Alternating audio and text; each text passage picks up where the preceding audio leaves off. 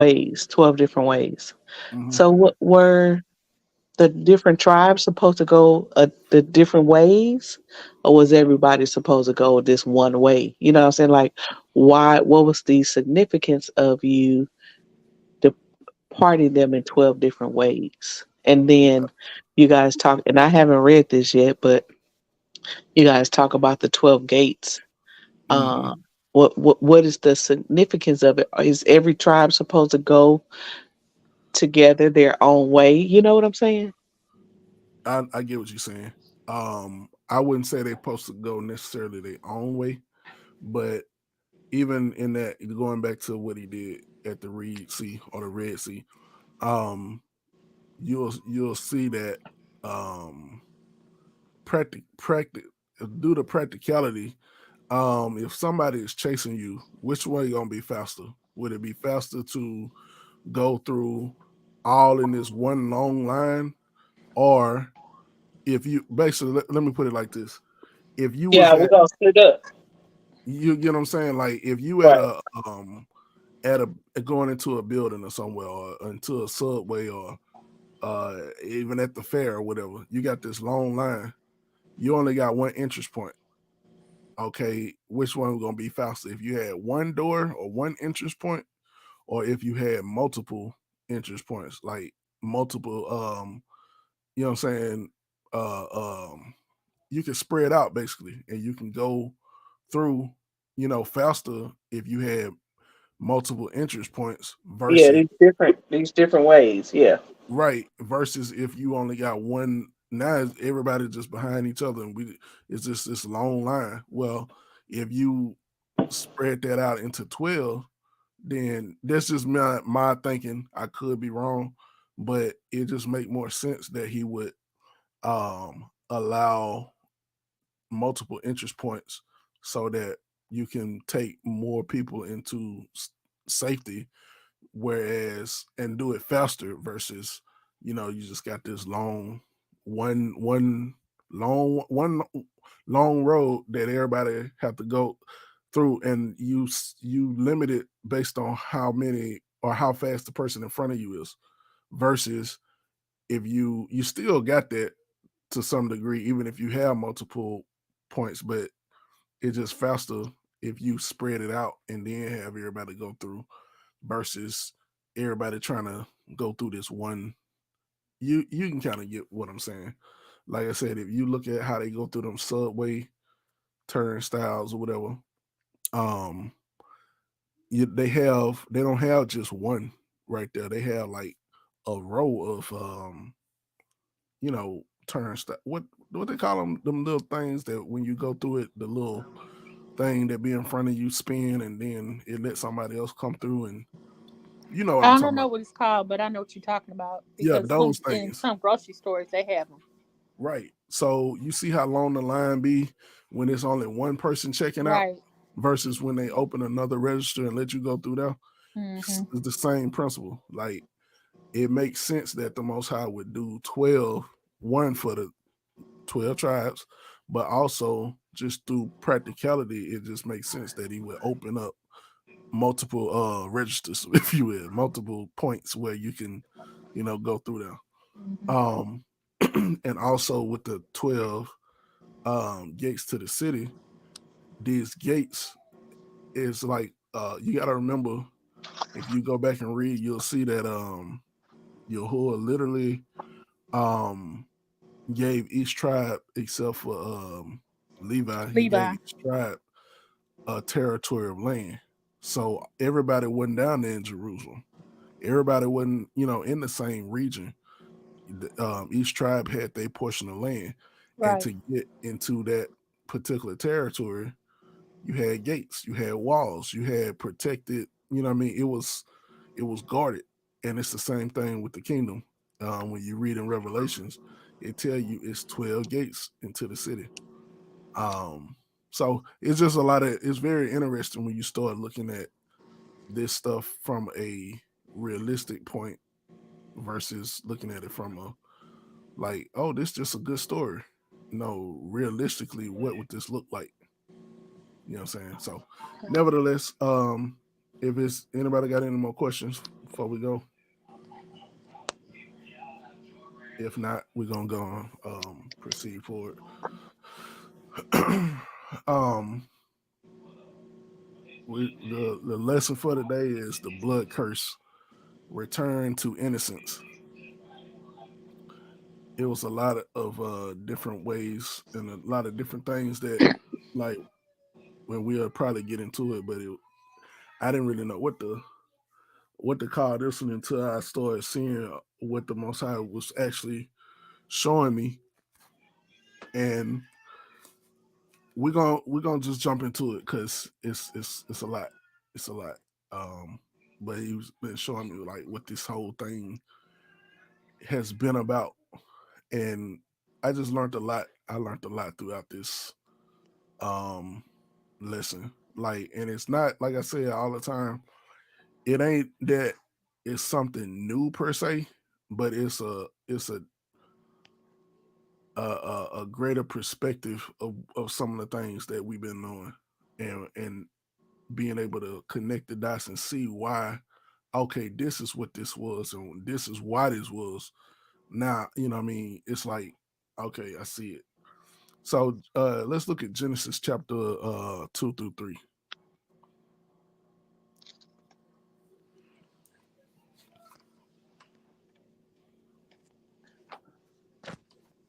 Mm-mm.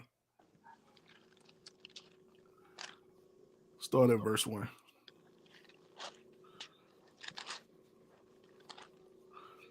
Sister Shonda, can you read chapter 2?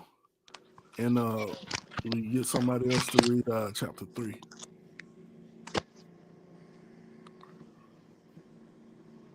Oh, you said chapter 2? Yeah, start at chapter 2, verse 1.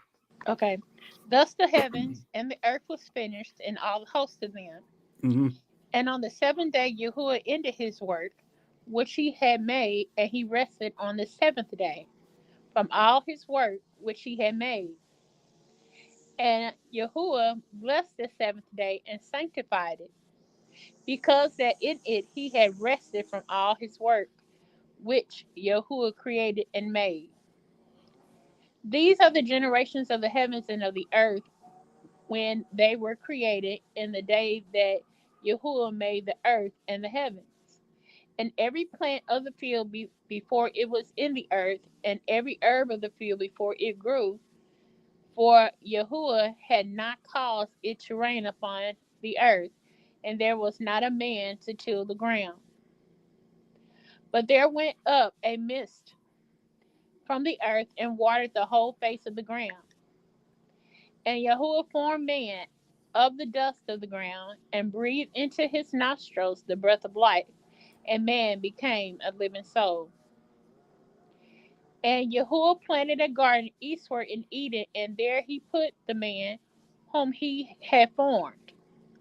And out of the ground made Yahuwah to grow every tree that is planted to the sight, that is pleasant to the sight, and good for food. The tree of life also in the midst of the garden, and the tree of knowledge of good and evil.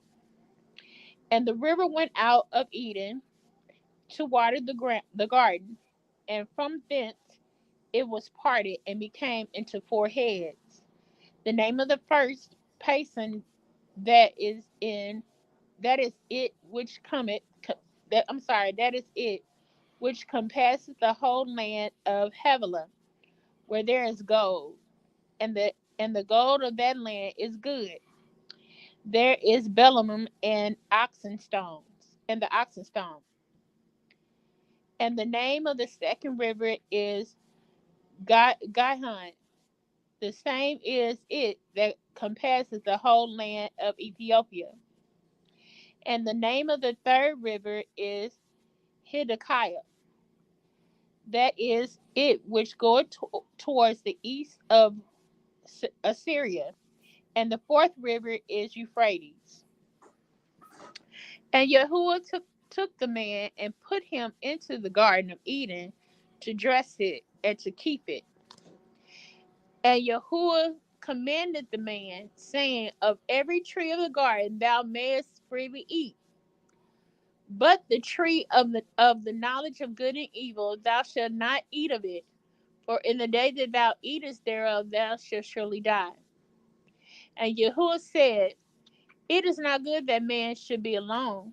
I will make him an helpmeet for him. And out of the ground Yahuwah formed every beast of the field and every fowl of the air, and brought them unto Adam to see what he would call them. And whatsoever Adam called every living creature, that was the name thereof. And Adam gave names to all cattle, and to the fowls of the air, and to every beast of the field. But for Adam there was not found an helpmeet for him. And Yahuwah caused a deep sleep to fall upon Adam, and he slept. And he took one of his ribs, and closed up the flesh therein instead thereof. And the rib which Yahuwah had taken from man made he a woman, and brought her unto the man. And Adam said, this is now bone of my bones, and flesh of my flesh. She shall be called woman, because she was taken out of man. Therefore shall a man leave his father and his mother, and shall cleave unto his wife, and they shall be one flesh. And they were both naked, the man and his wife, and were not ashamed. Come on, somebody give me chapter 3. Now the serpent was more subtle than any beast of the field which Adonai Yahuwah had made. And he said unto the woman, Yea, haven't Yahuwah said, Ye shall not eat of every tree of the garden? And the woman said unto the serpent, We may eat of the fruit of the trees of the garden, but of the fruit of the tree which is in the midst of the garden, Yahuwah hath said, Ye shall not eat of it, neither shall ye touch it, lest ye die. And the serpent said unto the woman, Ye shall not surely die. For Yahuwah do know that in the day ye eat thereof, then your eyes shall be opened, and ye shall be as gods, knowing good and evil. And when the woman saw that the tree was good for food, and it was pleasant to the eyes, and a tree to be desired to make one wise, she took of the fruit thereof, and did eat, and gave also unto her husband with her, and he did eat. And the eyes of them both were opened, and they knew that they were naked. And they sewed fig leaves together, and made themselves aprons. And they heard the voice of Adonai Yahuwah walking in the garden in the cool of the day. And Adam and his wife hid themselves from the presence of Adonai Yahuwah amongst the trees of the garden. And Adonai Yahuwah called unto Adam and said unto him, Where art thou? And he said, I heard thy voice in the garden, and I was afraid, because I was naked, and I hid myself. And he said, Who told thee that thou hast naked? Hast thou eaten of the tree whereof I commanded thee that thou shouldest not eat? And the man said, The woman whom thou gavest to be with me, she gave me of the tree, and I did eat. And Adonai Yahuwah said unto the woman, What is this that thou hast done? And the woman said, The serpent beguiled me, and I did eat. And Adonai Yahuwah said unto the serpent, Because thou hast done this, thou art cursed above all cattle and above every beast of the field. Upon thy belly thou shalt go, and dust shalt thou eat all the days of thy life. And I will put enmity between thee and the woman, and between thy seed and her seed. It shall bruise thy head, and thou shalt bruise his heel. Unto the woman he said, I will greatly multiply thy sorrow and thy conception. In sorrow thou shalt bring forth children, and thy desire shall be to thy husband, and he shall rule over thee. And unto Adam he said, because thou hast hearkened unto the voice of thy wife, and hast eaten of the tree of which I commanded thee, saying, thou shalt not eat of it, cursed is the ground for thy sake. In sorrow shalt thou eat of it all the days of thy life. Thorns also and thistles shall it bring forth to thee, and thou shalt eat the herb of the field. In the sweat of thy face thou shalt eat bread, till thou return unto the ground. For out of it hast thou taken. For thus thou art, and unto dust thou shalt return. And Adam called his wife name Eve, because she was the mother of all living. Unto Adam also and to his wife did Adonai Yahuwah make coats of skins and clothed them. And Adonai Yahuwah said, behold, the man is become as one of us, to know good and evil. And now, lest he put forth his hand and take also of the tree of life and eat and live forever. Therefore, Adonai Yahuwah sent him forth from the Garden of Eden to till the ground from whence he was taken. So he drove out the man, and he placed at the east of the Garden of Eden um, A cherubim. cherubims and a flaming sword which turned every way to keep the way of the tree of life. To guard the way of the tree of life. So,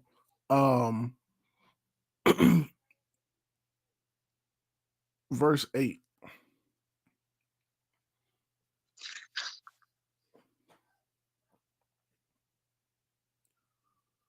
They heard. Read verse 8. Okay. And they heard the voice of Adonai Yahuwah walking in the garden in the cool of the day. And Adam and his wife hid themselves from the presence of Adonai Yahuwah amongst the trees of the garden. Now, it says, and they heard the voice of Yahuwah Elul walking in the garden. What would the voice of Yahuwah be called? His word? Some people be hiding from Yahuwah's word. Like, why do his word make you fearful? Why is his word something that would make you hide? Because When you're you not want obeying it. there Yeah, you I was just about to say that. They you take wasn't go ahead. now they take us back to a few Shabbat ago, and I was bringing this up when we were talking about this. I think they were one of the things that I had caught in Genesis, how the woman knew to do something, but she still told him that yeah. But now I see the full picture now. Like it opened my mind up to see what really happened. Like Absolutely. yeah, that's So we see Adam was given the instructions. I didn't stop you, Sister Shunda, but you seen where it talked about I was gonna ask the question, did it say not to touch it, or did he say not to eat it? not to eat it. Clearly Eve wasn't clear on the instructions because she had added something that to my knowledge Yahuwah didn't say.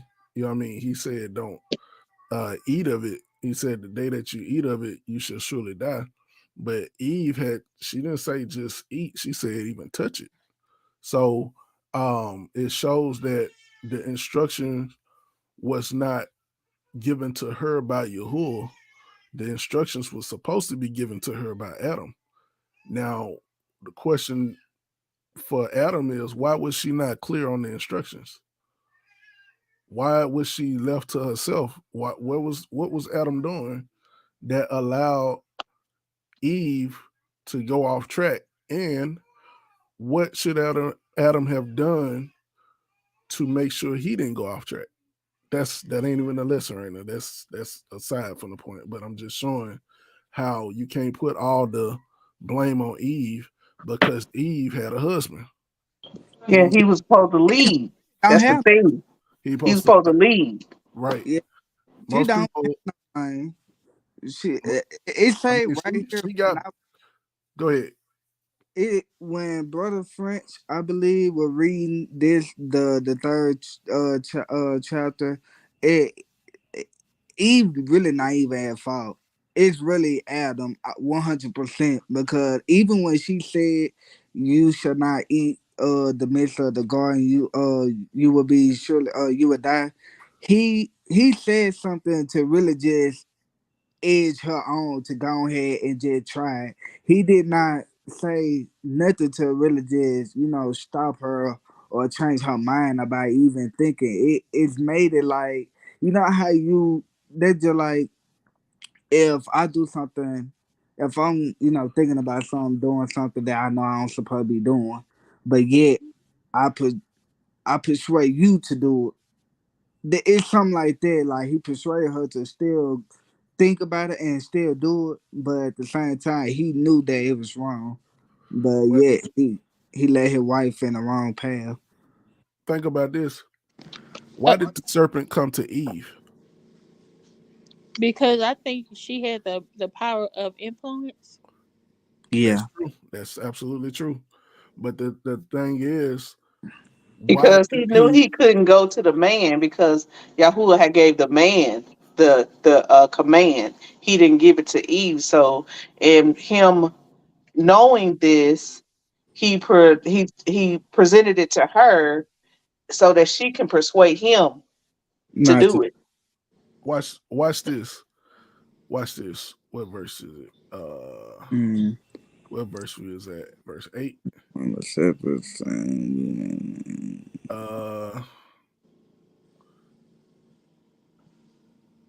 Verse 4. hold on. Verse 9.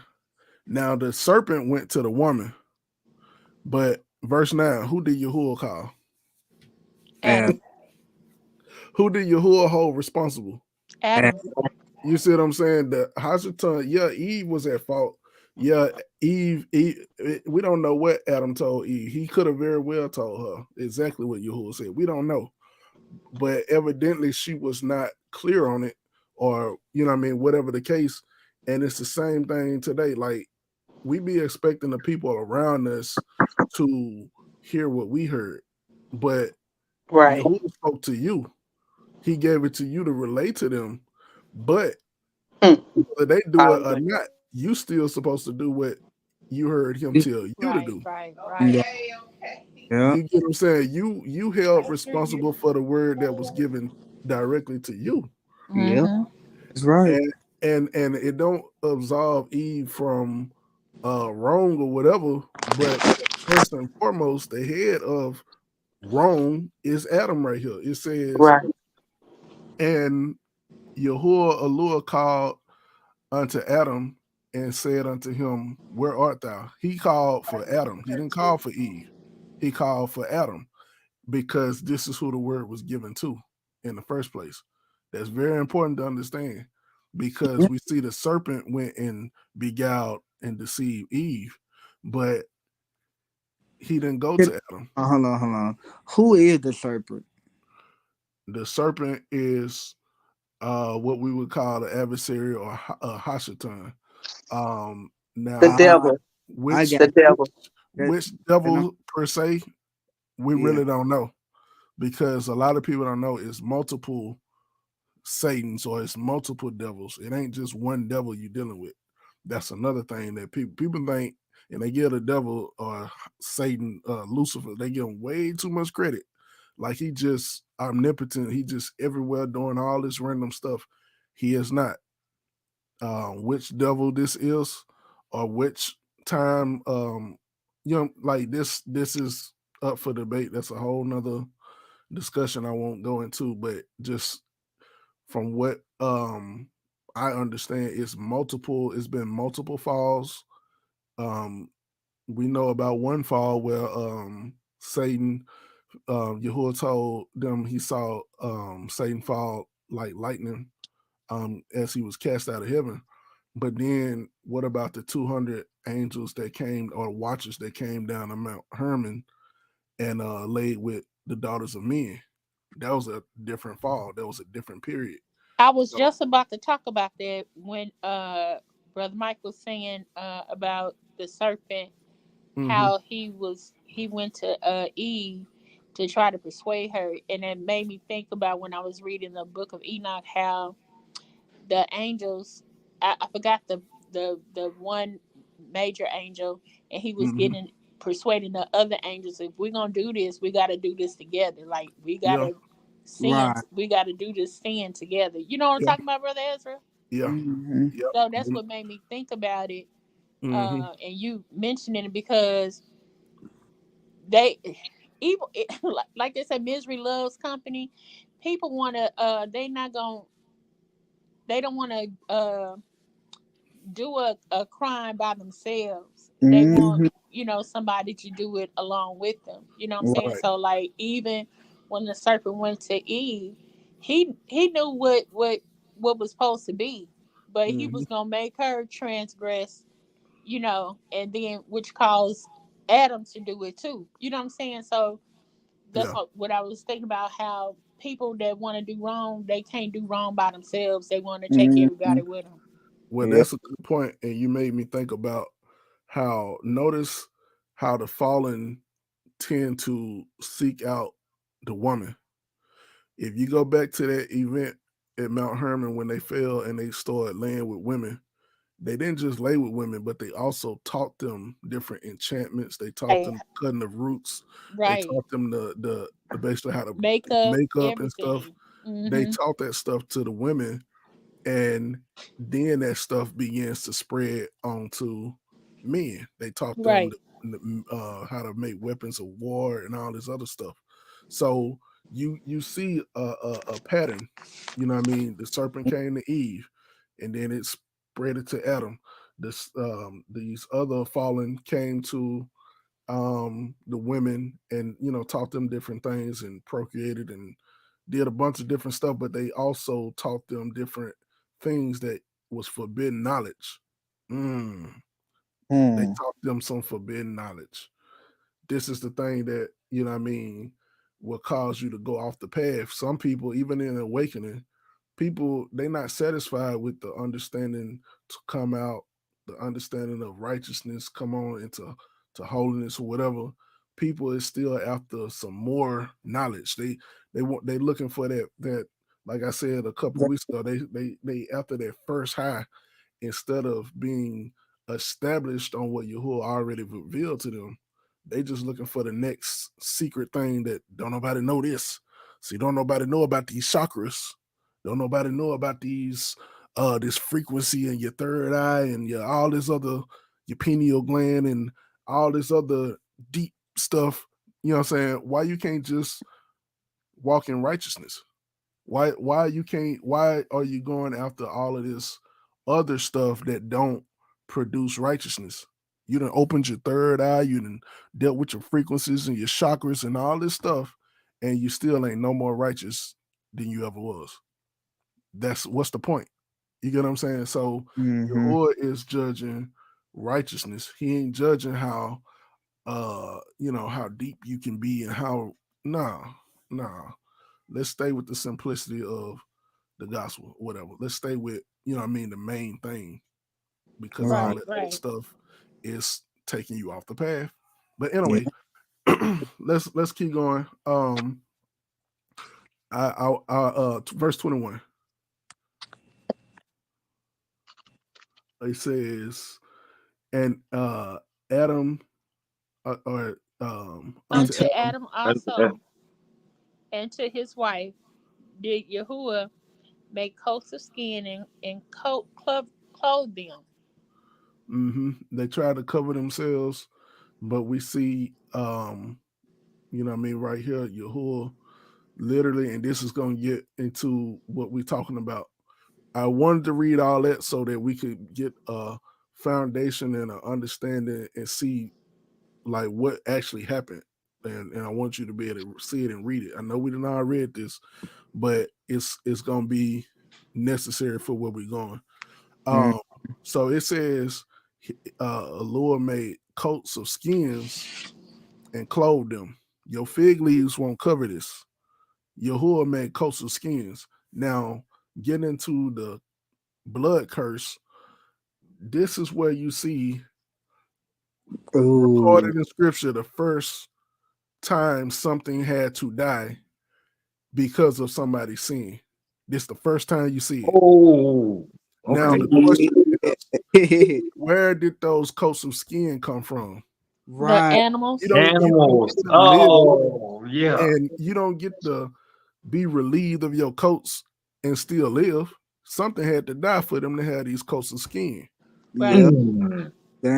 You Dang. get what I'm saying? Somebody Yeah. had, this was a sacrifice that had to take place in order for you to be covered in your shame and your nakedness and your sin. Wow. This is the initial, this is the start of the blood curse. This is the start of the curse of innocent blood. blood. Good. But we're gonna keep going. This is what, man. Oh, let me get through this. Come on. Yeah. Come on. Um, Get through this. Oh, that's You watch got it. this. Verse chapter 4, verse 1. And Adam knew his wife Eve, and she conceived and bare Cain, and said, I have begotten a man from Yahuwah. And she again bare his brother Abel, and Abel was a keeper of the sheep. Keeper of the sheep.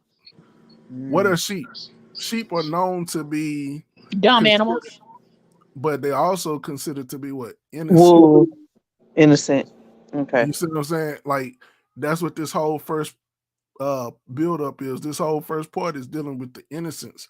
We saw Adam and Eve went from innocence into guilt through breaking Yahuwah's command or whatever. But they started out in what? Innocence. Let me get And you the definition of innocence. The definition is the state or quality or fact of being innocent of a crime or an offense, lack of guile or corruption, purity. So they were still um, lacking guile or deceit. But what happened? Hashatan came and beguiled Eve. And then Eve came and influenced Adam. And Adam lost his authority and his dominion because of it. But the point of it is that they was once dealing with purity. They was once not in a corrupted state. It says lack of guile or corruption, purity. So it's very important to understand they started out in a state of what? Innocence. Before they had sin, what was they? They was innocent. innocent. But now when they obtained this guilt through their disobedience, now something innocent had to die in their place. Okay. Something innocent had to lose its skin so they could be covered. This is a pattern that you're going to see from that time. It continued on throughout the Bible. So we see and Abel was a keeper of sheep, but Cain was a tiller of the ground. And in the process of time, it came to pass that Cain brought of the fruit of the ground and what? Offering mhm. unto Yahuwah. And Abel, he also brought of the firstling of his flock and of the fat thereof. And Yahuwah had respect unto Abel and to his offering. But I wonder why. But unto Cain and to his offering he had not respect. And Cain, oh my goodness. jealous. Got mad. Cain Very was rough. wrought, he was wrought, and his countenance fell. And let me ask you this. why do y'all think Yahuwah did not have respect to Cain's offering versus Abel's offering? It's very Well, simple. I It's think what we're talking because about. the Keep going. when Cain offered it, it was from the ground when the ground was cursed. Hmm. Okay, that's a good theory. Somebody else. Why did Because, Yahuwah not respect Cain's offering, but he respected Abel's?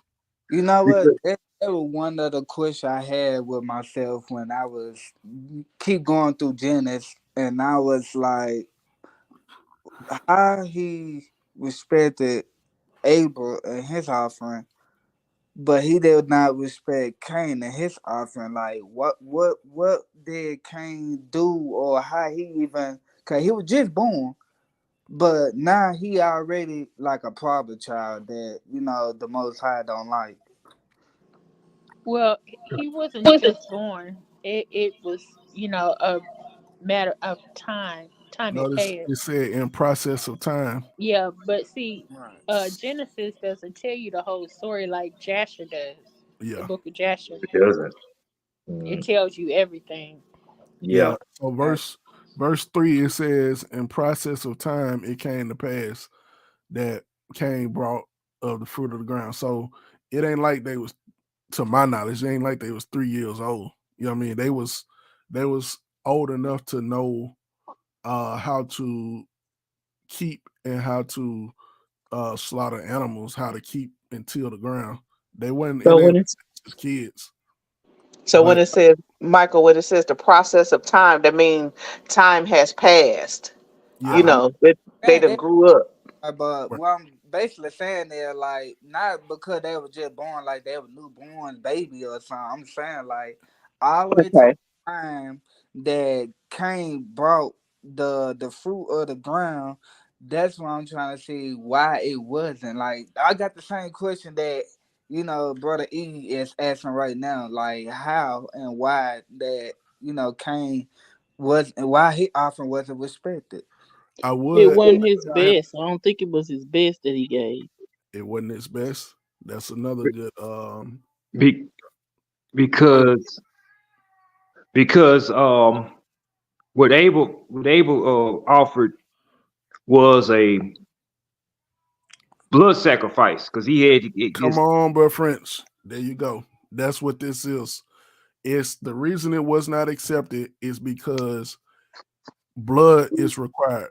Without the shedding of blood, there is No remission of no sins. Sins. remission of sins. Oh So my you can't goodness, get yes. blood from a turnip. You can't get blood from a lettuce, or you know what I'm saying. Right, Right. right. So the reason why Yahuwah was not see, that's why I like to make y'all think, because it's in there. Y'all got it. And I don't want to do all the thinking for you. I want you to think. You know what I'm saying? And reference came with it. The reason why Yahuwah did not have respect to Cain's offering is because blood is required for sin. This is why the figs couldn't cover Adam and Eve. Why? Blood is required. Sin has come into the world. Blood is the only thing that can atone for that. You get what I'm saying? So somebody got to lose their skins. Hmm. Something had to die. Just like we But saw with Adam and Eve, it's the same thing with Cain and Abel. Blood is required. Somebody was finna say something. Yeah, so okay, blood was required. It This is the blood curse in effect. ah Blood is the only thing that's going to appease for a while this okay, transgression that has taken place. So okay, this is why he had them out here sacrificing and offering the first one of their flock. They had right. the blood was required. So um man, it's so we laying the groundwork right now so we can get this understanding of what Yahuwah was like showing me what Yeah, this whole thing really is and what it's been about and what right. he desires from us. He said, why is thy countenance fallen? If thou doest well, shalt thou not be accepted? And if thou, he said a lot when he said that. If you do well, how do you do well? You have to obey Yahuwah's words. Mm-hmm. Yeah. Well done, Yeah. my good and faithful servant. Faithful servant. How you get that? said to you in the end. You have to be good Obedience. and faithful. I Mhm. ain't got time. But if you go to Genesis 1, you're gonna see Yahuwah created this and created that. And then he turned around and say he saw it and it was good. Good. Now you fast forward to Adam and Eve. They done ate of the tree of the knowledge of good and evil. But all they were supposed to know is good. Good. Good. It was just Right. supposed to be tav. All you need to know is how to hear what Yahuwah said and then do it. Obey it. And then it is tav with you. It's good. He said, they say, ah man, it's so much. They asked Yahusha, they said, good teacher, good master, what good shepherd, what should I do to inherit eternal life? And Yahushua was like, let me see, do you Okay. got a revelation of who I am? Why you call me good? It's only one good, and that's Yahuwah. Mm. So the point is Yahushua was basically showing you who he was or who he is by saying it's only one good. You calling me good? You must realize I'm Yahushua, or I'm Yahuwah in flesh. I'm that good word that came down. I'm that word that's obedient and that always accomplishes what I was sent forth to do. I'm Tav. I'm functional. I function after the will and the command of Yahuwah. That's how we're going to be called good. Is we're going to have to function after the will and the commands of Yahuwah. That's it. You see what I'm saying? So it's very important to understand when the Bible is talking about good. What is it talking about? Is it talking about what's good to you? No, it's talking about what's good in the sight of Yahuwah. Because remember in the beginning, he saw it, that's his sight, and it was good. That's why we have to do those things that are pleasing in his sight. Sight. But keep going. It says in Cain talk, or rather, it says, if thou doest well, uh um shalt thou not be accepted? And it's so much be hitting my mind. And if thou doest not well, sin lieth at the door, and unto thee shall be his desire, and thou shalt rule over him. And Cain said, Cain talked with his with Abel, his brother, and it came to pass that watch this, that when they were in the field, that Cain rose up against Abel, his brother, and slew him. And Mhm. Yahuwah said unto Cain, where is Abel, thy brother? As if he don't already know. And Right. he said, I know not. Am I my brother's Brother keeper. keeper? Now, John already said, how can you say you love your brother how can you say you love Yahuwah who you You don't see? don't You see don't love your brothers or the your brother brother. who you do You see. see You are supposed to be your brother's keeper. Keeper. keeper. You know what I mean? If you're a commandment keeper, you your brother's keeper. Because the Right. commandments are in two parts. It's Yeah. love towards Yahuwah, first and foremost, and then it's love towards your brother. Brother. You know what I'm saying? But right here we see where he is going completely away from all that. It said, and he Yeah. getting, testy and smart with the Most High. It said, am I my brother's keeper? And he said, what hast thou done? The voice of thy brother's From the blood ground. Good. crieth unto me from the ground. This is the curse of innocent blood. It's a blood curse. It says, um, his blood crieth unto me from the ground, and now thou art cursed from the earth, which have opened her mouth to receive thy brother's blood at thy hand. Let's keep going though. Romans chapter 7. Ooh wee. I was waiting on this. Yeah. Romans 7. Somebody want to read? Start at verse 1.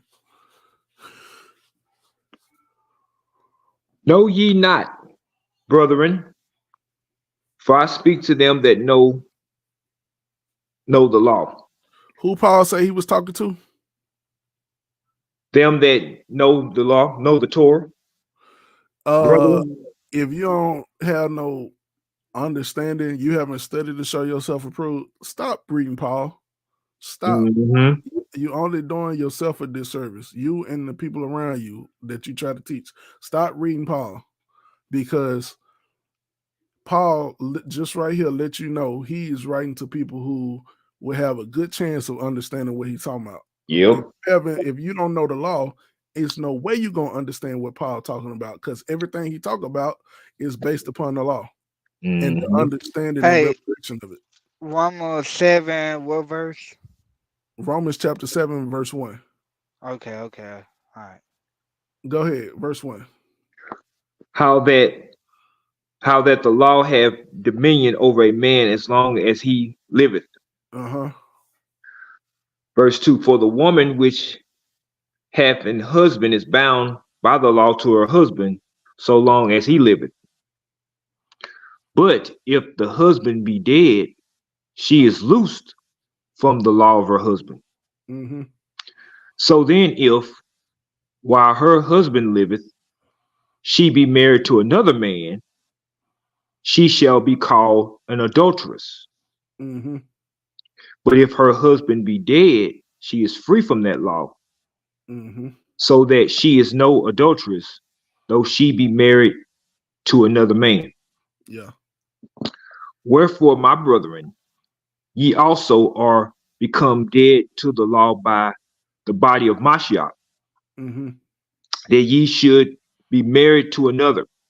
Now, a lot of people will try to take that and twist it and be like, well, see, he said you dead because of the body of Mashiach. So that means we don't have to keep that law no more. Keep reading. Okay.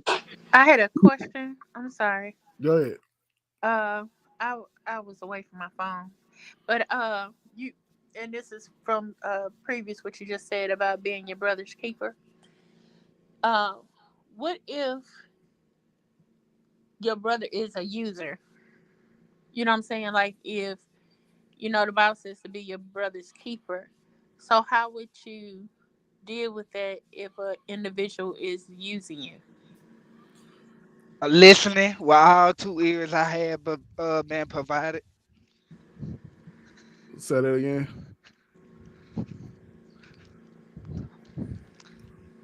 You talking about me? I thought Brother Mike said something. Nah, I was just saying don't listen with both of my two ears that I was provided with. That's a good Okay. question right there. Yeah. Um, so you said if your brother is a user. Yeah, like Using you. the Bible tells us to be our brother's keeper. Mm-hmm. So like, well, let me say about my sister. Like, if I'm to be my brother's keeper, it goes for your sister as well.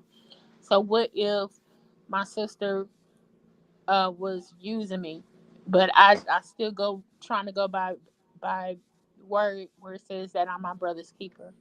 Yeah. The first thing is you have to define what do it mean to be your brother's keeper. When you first have to try to instruct your brother, your sister, or whoever in righteousness, it don't when they say be your brother's, can y'all still hear me? Mm-hmm. When they say be your brother's Yes. keeper, it's not referring to let your brother just walk over you. That ain't being your brother's keeper. It ain't saying just be your brother's servant and do everything your brother say do and just that's not what they're saying. So that's why I'm saying the first thing you have to do is define what do it mean to be your brother's keeper. To be your brother's keeper, you're required to walk in righteousness as an example to your brother. Like that Cain was not doing that. He slew or killed his brother, but to be your brother's keeper, you would have to walk in the righteousness that Yahuwah put before you, which is what? The commandments. Right, right. So when you start talking about um being your brother's keeper, you would have to be first a commandment keeper because the commandments deal with first your relationship with Yahuwah and second your relationship with your brother or your Yeah. sister or whoever. So that's why um like because you come into this same thing when you deal with a husband and a wife. Well, a woman's supposed to honor her husband. She's supposed to obey her husband. She's supposed to be subject to her husband. But what happened if he beating her and almost to kill her? Like, or just flat out trying to lead her in a Right, way that's right. contrary to the will of Yahuwah? Well, what's her first obligation? Her first obligation is to her creator. Her first obligation is to Yahuwah, because the commandments are towards Yahuwah first, and then your brother second. So as long as you keep everything in perspective, you won't get tripped up or get confused with that. So yeah, I am my brother's keeper. I am my sister's keeper, whatever the case. But it don't mean that I'm supposed to sit here and just uh like go Let contrary you to the keep will of fooling me. Yahuwah.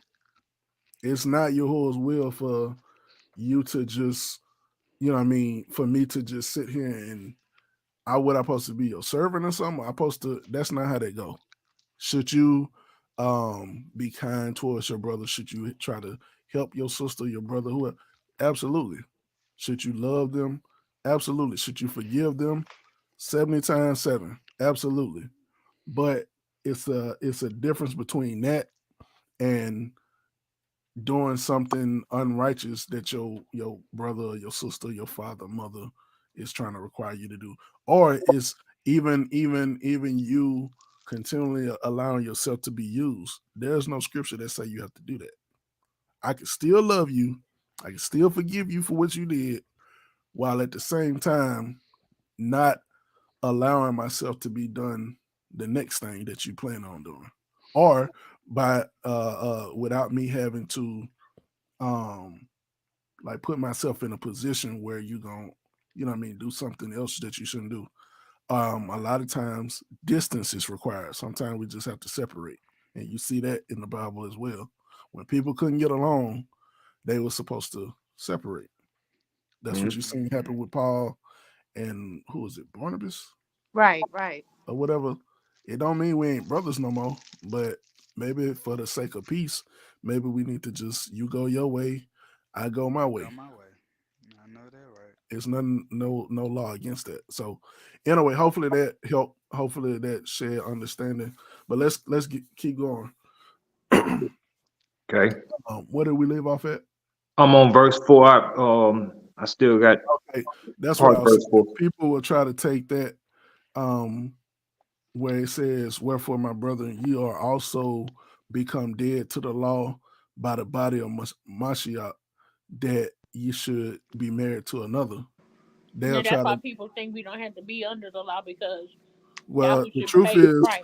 you shouldn't be under the law. You should be abiding in the law. Right, I didn't right. That's know. two different things. You get what I'm saying? So, to be under the law, that's a burden. But to abide in the law, Yahushua said, "My yoke is easy and my burden is light. Right. Learn of me." So, and he said, "You shall find rest for your souls." Well, he was quoting what Jeremiah had said, where Jeremiah said, "Stand in the past, stand in the way and ask for the old paths wherein is the good way, and Wait. you shall find what? Rest for your Rest your souls." souls. So Yahusha was simply saying the same thing about the same thing that Jeremiah the prophet had already said, except he was letting you know, I am the way, I am the truth, and I am the life. So this is why as we follow Yahusha, we don't just follow the law. As we follow Yahusha, we follow the law with the intent of why the law was given in the first place. The law was not given so you can sit around and judge and condemn people.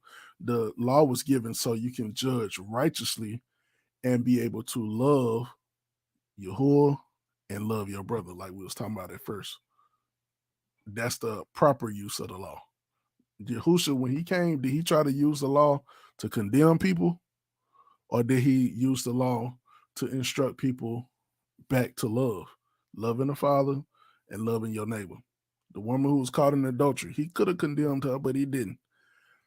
But he did not excuse her either to Mm-mm. just go and be lawless. He didn't condemn her. He showed her grace and mercy, but then he referred her right back to the law and said, what? Go Go and and sin no more. sin no more. What is sin? Transgression. Transgression of the law. So clearly he wasn't teaching for you to be a transgressor of the law. So you see it. Anyway, let's keep going though. It says that ye should be married to another, even to him who is raised from the dead. Who is that?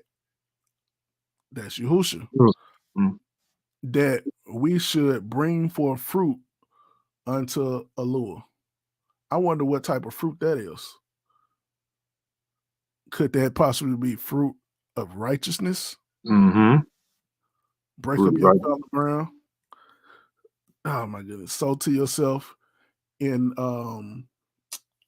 in righteousness and reap in mercy. Mm-hmm. Why? Because Yahuwah said, and showing mercy unto thousands of them that love me and Keep keep my my commandments. commandments. That's righteousness. Thy righteousness is an everlasting Everlasting righteousness, righteousness. and thy And the law is law is the truth. thou art near, O Yah, and all thy All- commandments are truth. Yahuwah is mhm. looking for that type of fruit for us to bring to him. But you can only bring that type of fruit to him as you follow Mashiach, the righteous one. Watch this. And I'm getting ahead of myself. But how you gonna get back to innocence? You're gonna have to follow the innocent one. Mhm. Who said, I come that you might have life Life more in abundant. the How you gonna abundance. get this life? You're gonna have to follow the one who is life himself. Yahusha don't just resurrect people, he is the resurrection. He said, I am the resurrection. Resurrection. You see what I'm saying? Not only that, he said, he said, I come that you might have life and that more abundantly. He didn't say an abundance of things in life. That's what Christianity try to make through the prosperity gospel. Oh, I got a bunch of stuff, so I'm blessed. Nah, that ain't the point. The point is, are you living a life that would allow you to obtain eternal, everlasting, Life. abundant life? That's what Right. it's actually referring to. So, Mm-hmm. anyway, let me keep going though, because we gotta get somewhere. It says in what verse 5? 5. For we were in the flesh, the motions of sin which were by the law did work in our members to bring forth fruit unto what? Death. Death. That's sin. The wages of sin is Death. death. Now I'm gonna go ahead and give it to you. The reason why they had to have animals or sacrifices that died is why? Because the wages of sin is Sin death. is death. The only Mhm. way you can pay for that is there must be some bloodshed. There must be death. Why Death why blood got to be shed? Because the life of the flesh is in the, in the blood. you know what I'm saying? You lose too much blood, you gonna die. And that's the Mhm. thing. This is why blood is required, because death is required for sin. So the day that you sin, you shall surely die. The day that you eat of the tree of the knowledge of good and evil, you shall surely die. Why? Because that's sin. What does Mhm. sin require? Death. Death. This is why, going back to Adam and Eve, coats, animals had to lose their skins in order for Adam and Eve to be covered. That's an Mhm. atonement. And we're coming up on the Day of Atonement as well. So that's why this is uh, even more so, important for us to really get a grasp of what this really is. So watch it. Um, but now we are delivered from the law and being dead. And notice when he says being delivered from the law, he ain't talking about thou shalt not murder, thou shalt not. He ain't talking. You're not delivered from that. He's talking about sacrifices, as you'll see as we continue to go on. But um, because we have a greater sacrifice that anyway, let me keep going. But now we are delivered from the law, that being dead wherein we were held, that we should serve in newness of spirit and not in the oldness of the letter. Verse 7, somebody want to read. What shall we say then? Is the law sin? He basically asking a question. So what is we saying then? Am I saying that the law is sin? Y'all forbid. God forbid. That's not what he's saying. He's not saying it's a problem with the law, as you're gonna see as we keep reading. Keep going. Nay, I had not known sin, but by the law. Ain't nothing wrong with the law, because I wouldn't even know what sin is if it wasn't for the law. The law is what told me what sin is, what to do, what not to do. It gave me instructions on how to walk in righteousness. So the law ain't the problem. But what? For I had not known lust except the law had said, thou shalt not covet. Mm-hmm. So when you covet something, you lusting after something. So when the Torah told you not to covet your neighbor's ox, house, or wife, or anything that's your neighbor's, it's saying don't lust, Don't don't lust over it. desire for your neighbor's wife. Don't desire your neighbor's house. Don't be envious and jealous of what he have. Why?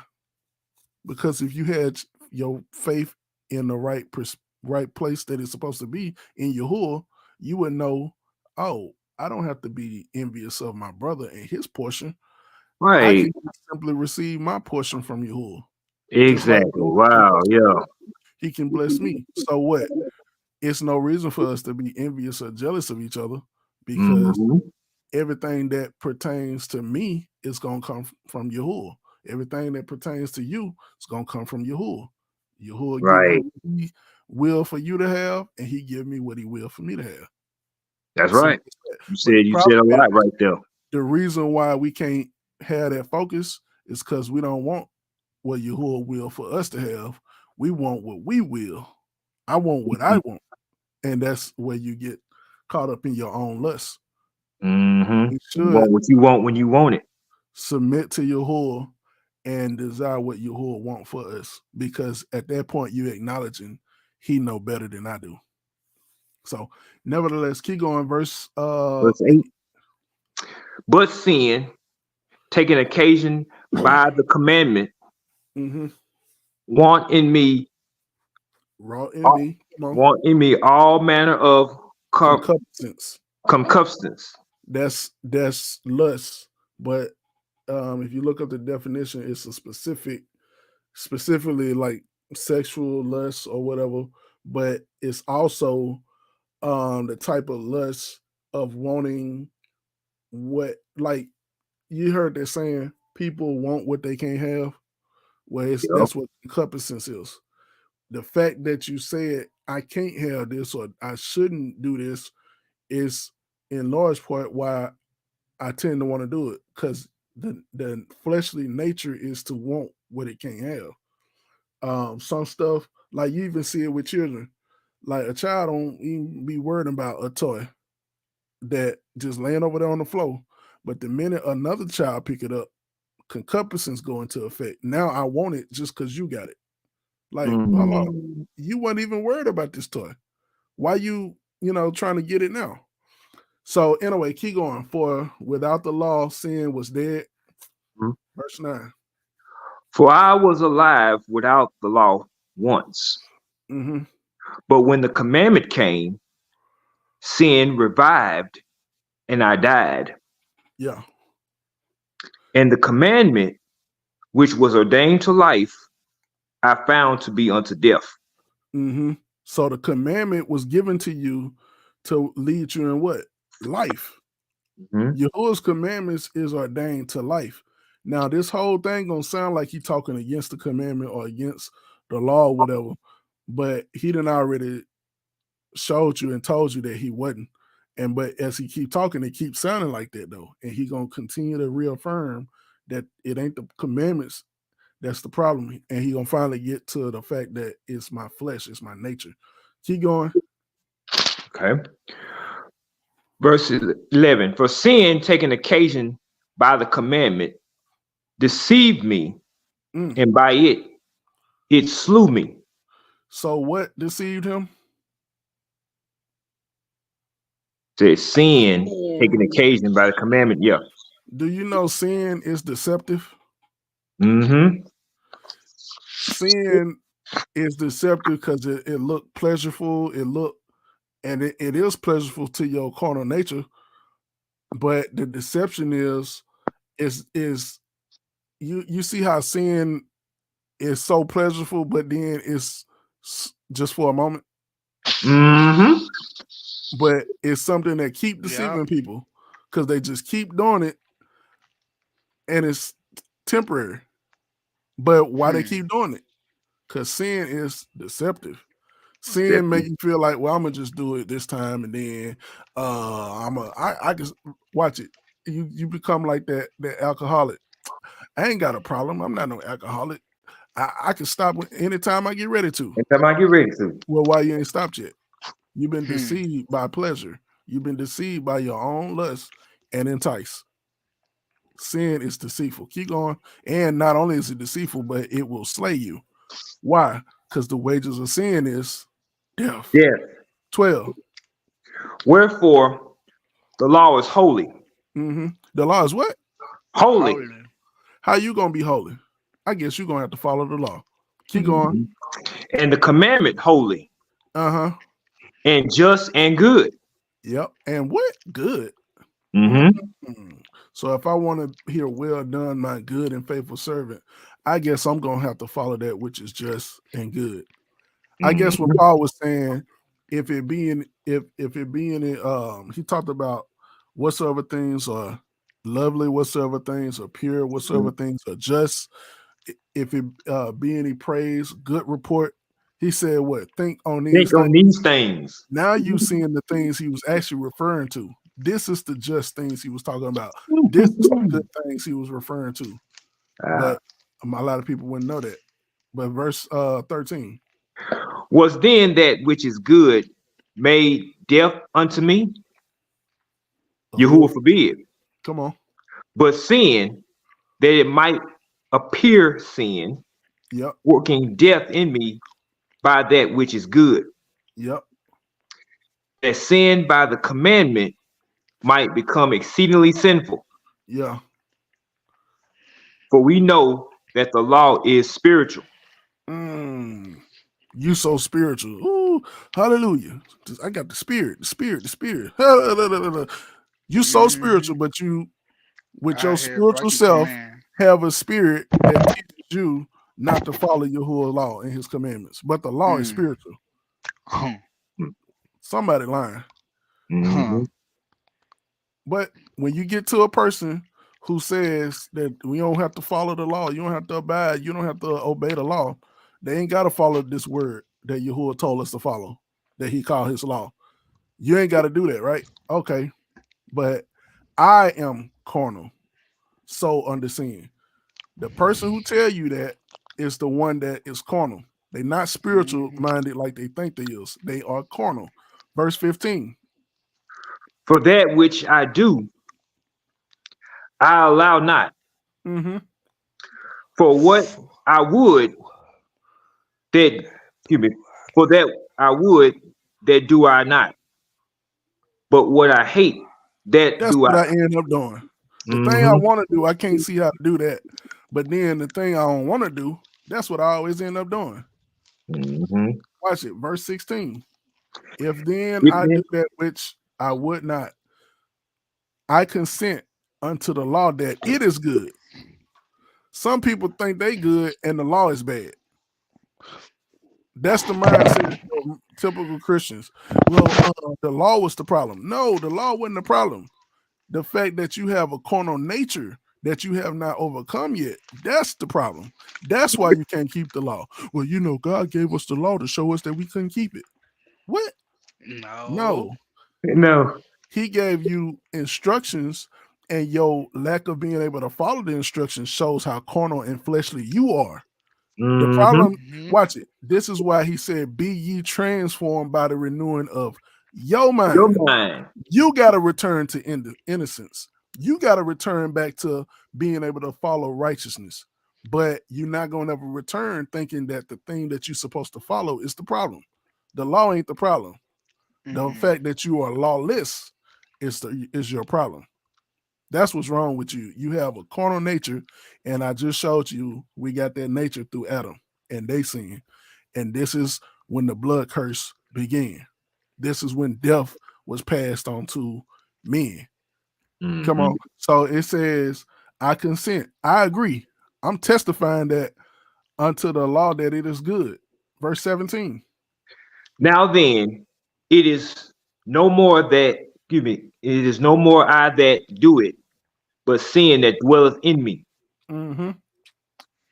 For I know that in me, that is, in my flesh, Notice how he's specifying what he's saying. I know that in me, specifically in Mm-hmm. my flesh, there dwelleth no good good thing. thing. That's important to understand because he was saying, I know in my flesh. But then later on, he says, we have this treasure in earthen vessels. What's that treasure? The word and Or faith in the word. It's that treasure that we have. To every man was given a measure of the faith. But how faith you got faith? Faith come by hearing, and hearing by about the the word, word.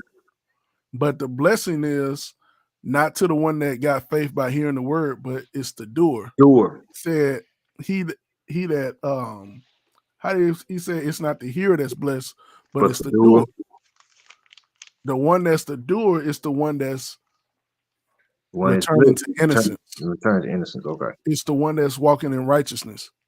You get what I'm saying? Because he has no offense towards you. He has no guilt. You know what I'm saying? He's not guilty of a crime, aka a sin. Wait, let me keep going. It says, for I know that in me, that is in my flesh, dwelleth no good thing, for to will is present. I'm willing to do what's right, but how to perform it, I find not. That's why Yahusha said the same thing. He said the flesh is weak, but the spirit is willing. The spirit is willing to do what's right, but the flesh is weak. And I'm here to tell you it's weak in a strong way. Mm-hmm. It Mm-hmm. says, but how to perform that which is good, I find not. I ain't figured out how to be Tav. I ain't figured out how to function according to Yahuwah's will, his order. Watch it. It says, I'm here, so I hear so much that you may be able to prove what is that good and acceptable will of Allah. For the good that I would not, the good that I would, I do not. But the evil which I I would would not, not. that I I I do. do. do. Mm. Hey. The Wow. good I can't do it. But the evil that I don't want to do, that's what I end up doing. Mm. Now, if I do that which I would not, that I don't want to do, it is no more I that do it, but sin that dwelleth in me. I find then a law that when I would do good, evil is present. Present Present with with me. me. Who? Hold on. Did you just take us back to that tree? Yep. Yep. Mm-hmm. Tree of the knowledge of Knowledge of good good and evil. and evil. Uh-huh. That's To get back to that's the garden. Yep. that's the struggle. When I would do good, evil is Evil is always present present. with me. That's the You see what I'm this is the dilemma that men found themselves in. Everything Paul is talking about is basically going back to the garden and back to showing mm-hmm. you he's referring to the tree that Adam and Eve ate from. They ate from the tree of the knowledge of good and evil. So Paul is letting you know when I desire to do good, evil is always Always present present. because I'm still stuck in the nature of that tree that they chose. But watch, Mm-hmm. it Yep. says, "For I delight in the law of Allure after the inner man." You claim to be spiritual. You talking about the inner man? He said, "I delight in the law of Allure after the inner man." That's why I'm saying you can't play spiritual around me because I know what spiritual people are supposed to be like. I know what spiritual Ah, people yep. supposed to follow, and what spiritual people supposed to have in their mind. Like David said, "In thy law do I meditate Meditate day day and night. and night." Paul said the same thing. So he says, "For I delight in the law of the Lord after the inner man." That's the spirit. But I see another law in my members, warring against the law of my mind. Let this mind be in you, which was also in Yahushua Mashiach. Did he have a mind to keep the law or not keep it? Even Christians have to testify. Well, he kept it, but they just pervert it and say he kept it for them so they don't have to keep it. What sense do that make? None. But anyway, let's keep going. I ain't got time to prove to you that you got to keep the law. It says, but I see another law in my members, warring against the law of my mind and bringing me into captivity of the law of sin, which is in my members. That's in my flesh. Oh, wretched man that I am. Who shall deliver me from the body of this death? Yeah. I'm in a body that can't think to do nothing but sin.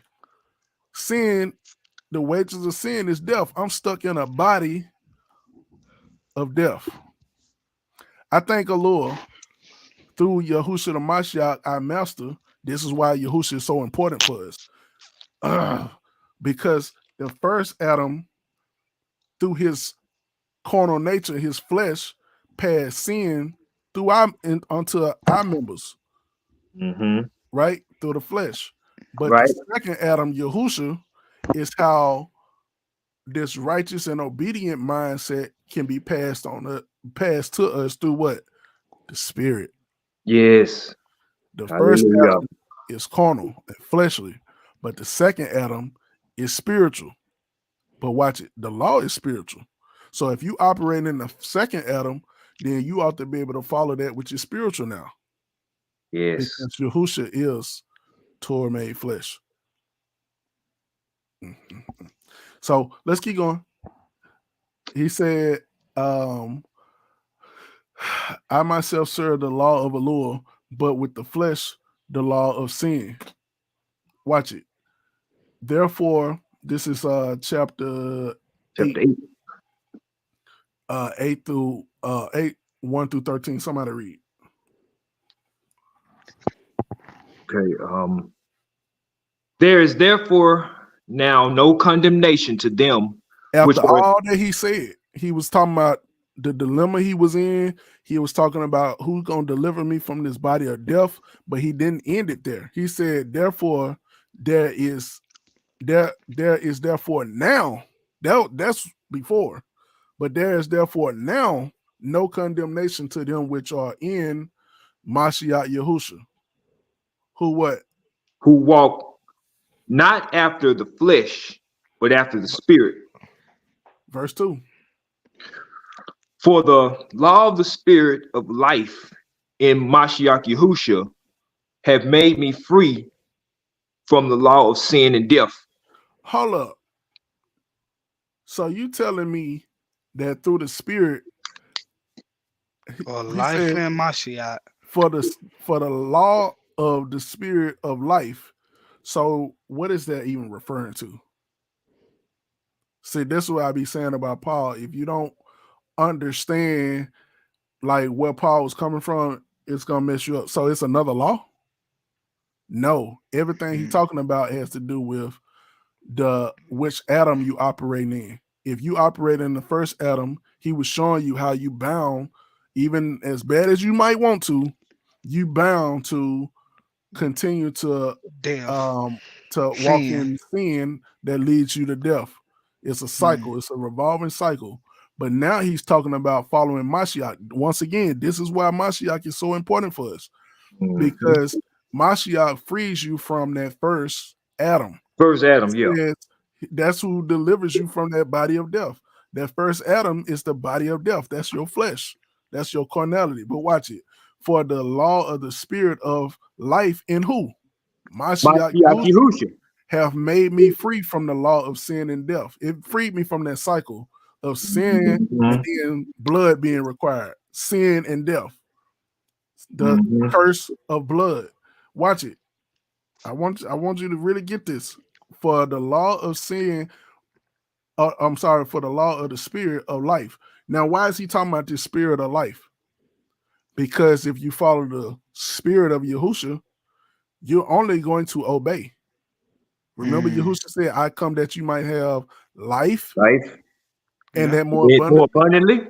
If you following and being led by the spirit of Yahushua, the spirit of Yahusha gonna lead you in obedience, True. which is what? Better than a sacrifice. Mm-hmm. Mhm. It's better than putting something to death. Paul said it like this: I beseech you therefore, brethren, by the mercies of the Lord, that you would present You your think your bodies. body's a living sacrifice. Why a living sacrifice, Paul? Because if you be obedient and walk in righteousness, there is no blood required. There's no necessity for anything to die. The wages of sin is death. The wages of obedience is life. So Yahusha came to show us how to be obedient. Yahusha came to bring us back and help us to return to innocence. But let's keep going. Let's keep going. For what the law could not do, in that it was weak through the what? Flesh. Flesh. The law ain't weak, but it's weak when I'm in the flesh trying to keep it. Mm-hmm. Allah sending his own son in the likeness of sinful flesh, and for sin condemned sin in the flesh, that the righteousness of the law might be fulfilled in us. See, once we're not walking in the flesh no more, we can fulfill the righteousness of the law. Watch it. Fulfilled in us who walk not after the flesh, but in the spirit. So Paul is just telling you, if you're walking in the spirit, you can fulfill the law now. Mm-hmm. Oh my goodness. Oh my goodness. If you walk it, you being able to keep the law is simply a matter of whether you're walking in the flesh or walking in the spirit. Mm-hmm. That's what it basically boils down to. Watch it. Now you see why Yahushua was talking about except you be Born born again. again. Why I gotta be born again? Because the first time you was born in the And flesh sin. of the Flesh. first Adam. Yes. Yes. But the second time you born, you're the spirit of the second Adam is born in you. Watch it. Mm-hmm. That's why Paul was saying, no more I that live, but the Mashiach Yeah. which was It's born in me, me. which liveth in me. He growing up into me, in me. Mm-hmm. Oh my goodness. If you be born If again, yeah. Yahusha is living in you, then you submit to Yahusha that's living in you. Let this mind be what? In you, You. which was also in Mashiach. Has he been born in you again? Have you been born again? Do you got a new mind? Do you got a new focus, a new perspective, another Mm. spirit like Joshua and Caleb? Or are you still born through that Egypt? You Mm. know, you still. Oh my goodness, we didn't seen this multiple times in scripture and didn't know what we was looking at. Abraham, get out of your father's house. Why? Because you finna be born again. Yep. Yeah, you finna go and have to trust me as your father. Mm-hmm. I'm about to teach you my ways. You about to become my friend. I'm Mm-hmm. about to start speaking to you and showing you some stuff, and I need you to get out from around all this stuff you're familiar with. Oh, That stuff's okay. gonna have to die out too. Yeah. That's why Paul was saying, forgetting those things that's behind me. What? Mm-hmm. You talking about like Abraham had to do? Uh-huh. Forgetting all that stuff I learned in Babylon? This is Mm-hmm. why the children of Israel couldn't make it through the wilderness, because they could not be born again. Born They again. couldn't forget all that stuff that they learned in Egypt. Right. They still had that Egypt in them. I'm telling you. And that's why Yahushua said, except you be born Born again, you again. can't see the kingdom. Except you be born again, you can't enter the kingdom. But let's keep going. I want to show you about this blood. For what the law could not do. Okay, we read that. Verse 5. Yeah. They. Or Lord sending his own son. I gotta go into this. So Yahuwah, what people don't realize about the sacrificial system is it's a system based on grace, but it's not grace for the one who's innocent. It's him having grace on the guilty, mercy on the guilty, because this is why something innocent had to die in the guilty's place. We saw it from Adam and Eve. Something had to lose its coat of skins in order to cover those that was guilty. Adam and Eve was guilty, but something that was innocent had to lose its coat. This is the curse of innocent blood. You saw it with Yahusha. Was Yahusha guilty or was he innocent? He It was was innocent. innocent. So this sacrificial system is so that Yahuwah can preserve you, the one who is guilty, until you learn and mature and return to what? Obedience. And Mhm. come back to what? Innocence. The only way you're going to return to innocence is you're going to have to learn obedience.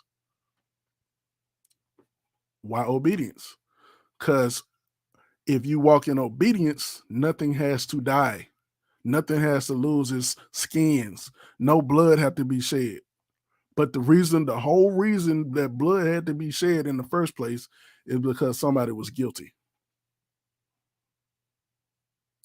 I don't know if you're getting it yet. So watch it. Verse Verse 4, 5. 5.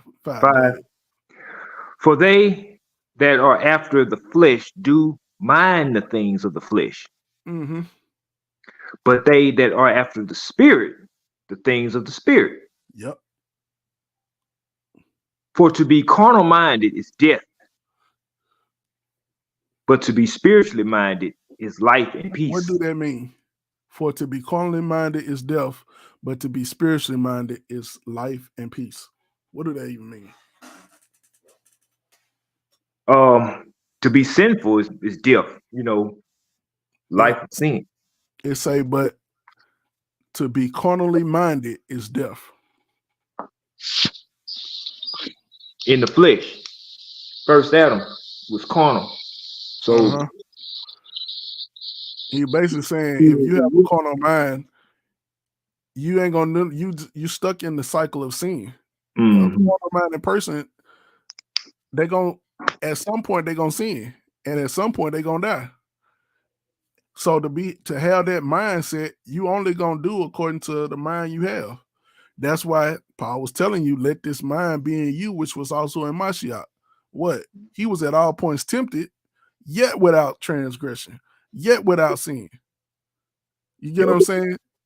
So Yahusha had no need for no sacrifice to be done on his behalf. mhm, But what? He was innocent and he became a sacrifice. mhm. Watch it. This so deep that all they that will live godly in this present world, they end Shall up becoming suffer. a sacrifice. Mhm. They end up what? Suffering. Suffering. Mhm. Why they suffering? Because they innocent. Because they innocent. Mm. The innocent in this world suffer on behalf of the guilty. It's the curse of innocent blood. So when you become innocent, when you become righteous, then you are what? Persecuted. Mm. All they that live godly in this present world shall be persecuted. They Persecution. gonna suffer. But why they suffering? And at whose hand are they suffering? They suffering at the hands of the guilty. Mhm. They themselves being righteous or innocent. Same thing we saw with Cain and Abel. One was guilty, one was innocent. Tell me which one suffered. The innocent. You see what I'm saying? You saw it with the prophets. The prophets was trying to get the people to come to Yep. righteousness. Oh yes. Who ended up suffering? The The innocent, prophet. The the innocent. righteous. But Mhm. who was the one that they whose hand did they suffer by? They suffered by the hand of the guilty. Mhm. Yep. You see it even in the sacrificial system of the priests. Like they literally was sacrificing innocent animals who didn't sin. They didn't do that. Men did that. But the animals, why the animals gotta die? Because the Because the blood. innocent suffers at the hand of the guilty. Guilty. This is a continual cycle. This is the blood cycle. This is the blood curse. This is the curse of innocent blood. and I'm gonna continue to show you this. Watch it. It says, because what did you leave off at? I just read verse 6. I'm on verse 7 now. Go ahead. Because the carnal mind is enmity against Yahuwah, for it is not subject to the law of Yahuwah, neither indeed can be. If you find somebody talking about they can't keep the law, now you know why. Oh, you carnal minded. That's why. That's why you Christian, you religious person who talking about we don't have to keep the commandments.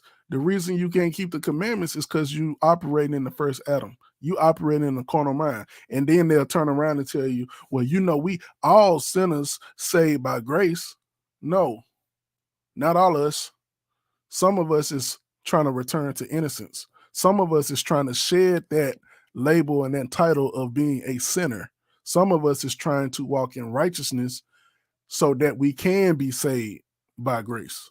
See, his grace is supposed to teach you something. I wonder what is grace supposed to teach you. Anybody know? What is grace supposed to teach you? What is these sacrifices that gave you grace? Obedience and how to love Yahuwah. Let me give you the scripture. Because the Bible specifically told us what grace is supposed to teach us.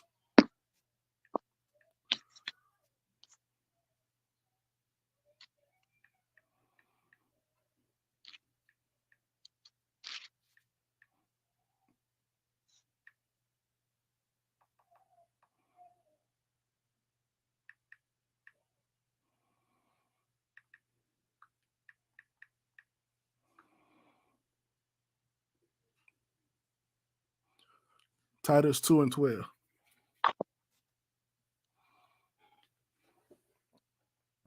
2 and 11.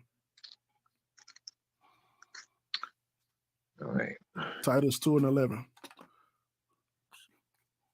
For the grace of Yahuwah that bringeth salvation have appeared unto all men, teaching us that denying ungodliness and worldly lust, concupiscence, worldly lust, and what else? We should live soberly, righteously, and godly in this present world. So that's what grace is supposed to be teaching you. Grace don't teach you how to be a sinner that think you saved by grace. Grace teach you how to depart from your sin, how to deny worldly ungodliness and worldly lust, and that we should live soberly, righteously, and godly in this present world, looking for the blessed hope and the glorious appearing of the great allure, and who is our Savior, Yahushua the Mashiach, who gave himself for us. He became a sacrifice. Why? Because we was innocent? No, for us to redeem us from all iniquity and to purify unto himself a peculiar people zealous of good works. So you mean we supposed to go back to good works? We supposed to return to innocence, but you can only return to innocence through obedience and righteousness. Grace is teaching you how to return. So you mean to tell me Yahuwah was trying to teach me through seeing the shedding of all this innocent blood on behalf of my sake through these animals? I was supposed to be learning how to stop sinning.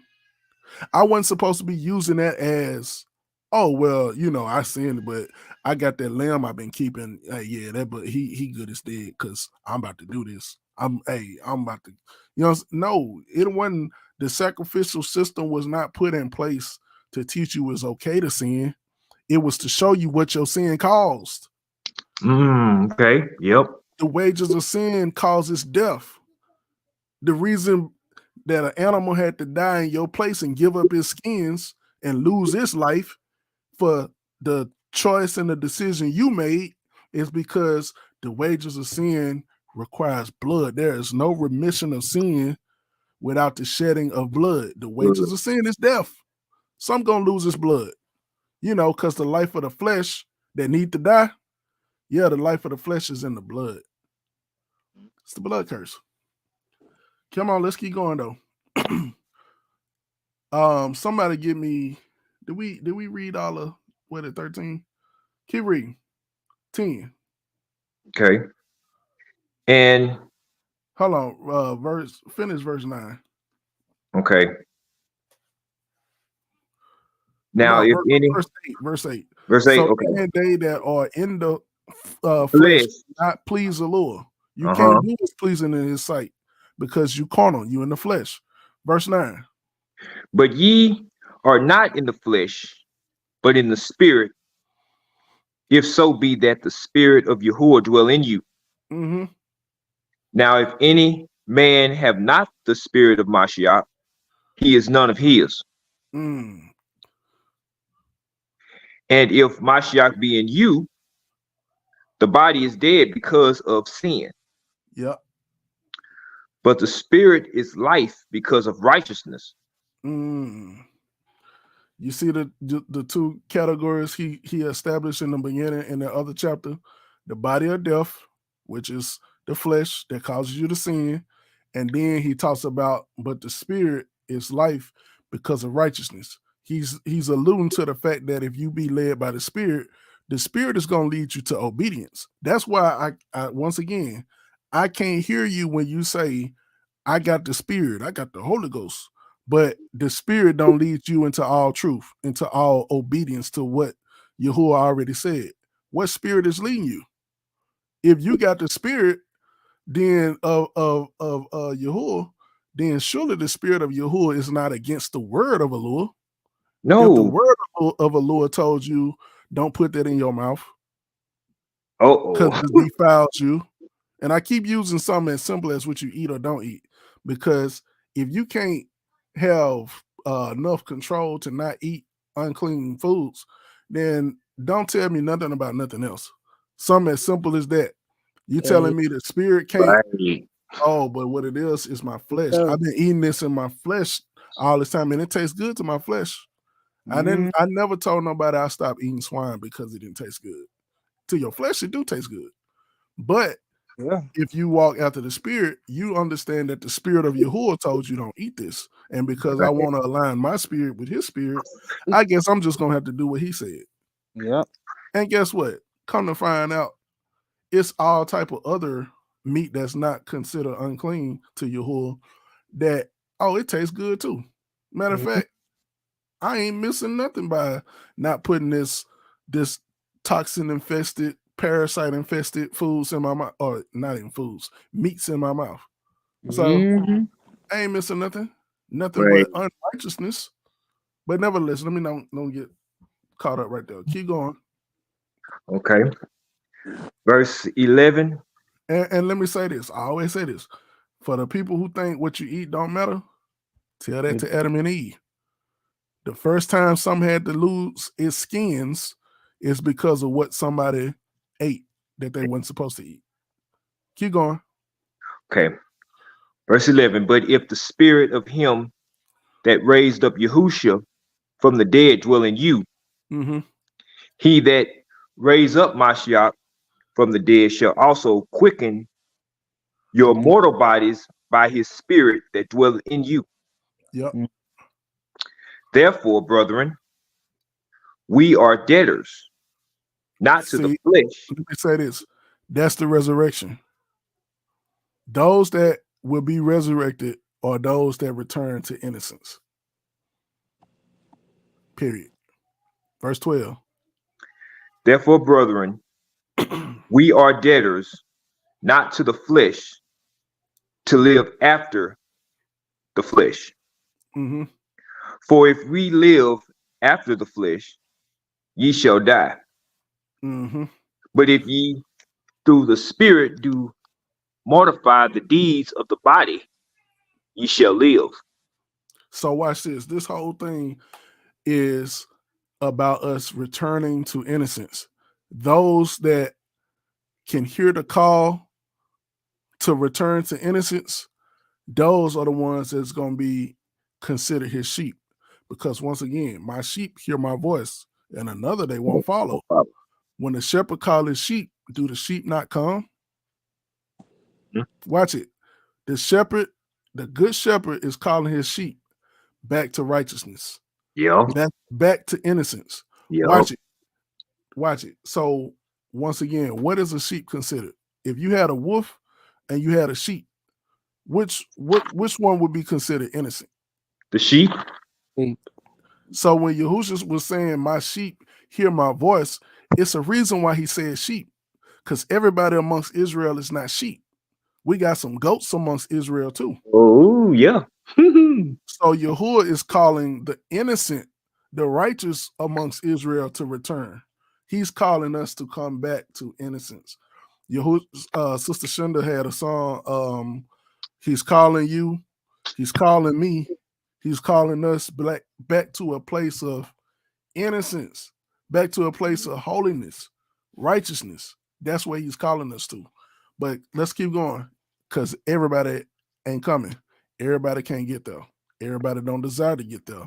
Let's look into this curse of innocent blood. Deuteronomy chapter 19.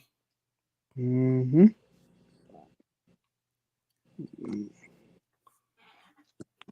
You can go ahead and start reading. When when when Yahuwah the Yahusha had cut off the nation whose land the Yahuwah the Yahusha give thee, and thou succeeded them and dwelleth in their city and in their houses.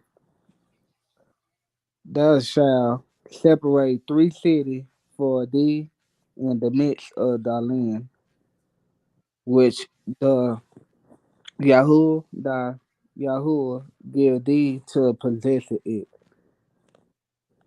Thou shalt prepare thee a way and divide the coast of thy land, which the thy Yahuwah give thee to inherit, into three parts, that every slayer may flee thither. And this is the case of the slayer, which shall flee thither, that he may live. Whoso kill his neighbor ignorant,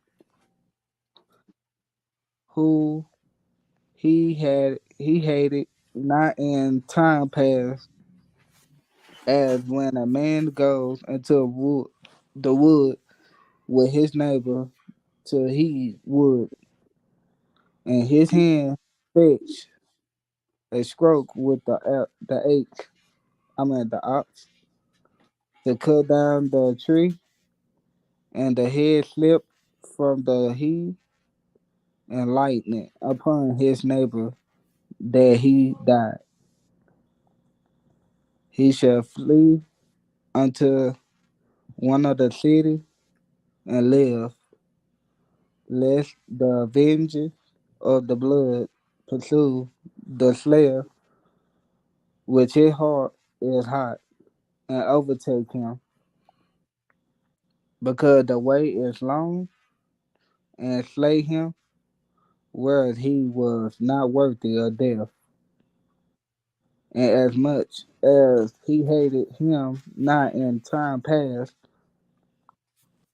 wherefore I command thee, saying, thou shalt separate 3 cities for thee, and if the Yahuwah enlarge thy coast, as he hath sworn unto the father, and give thee all the land which he promised to give unto thy fathers.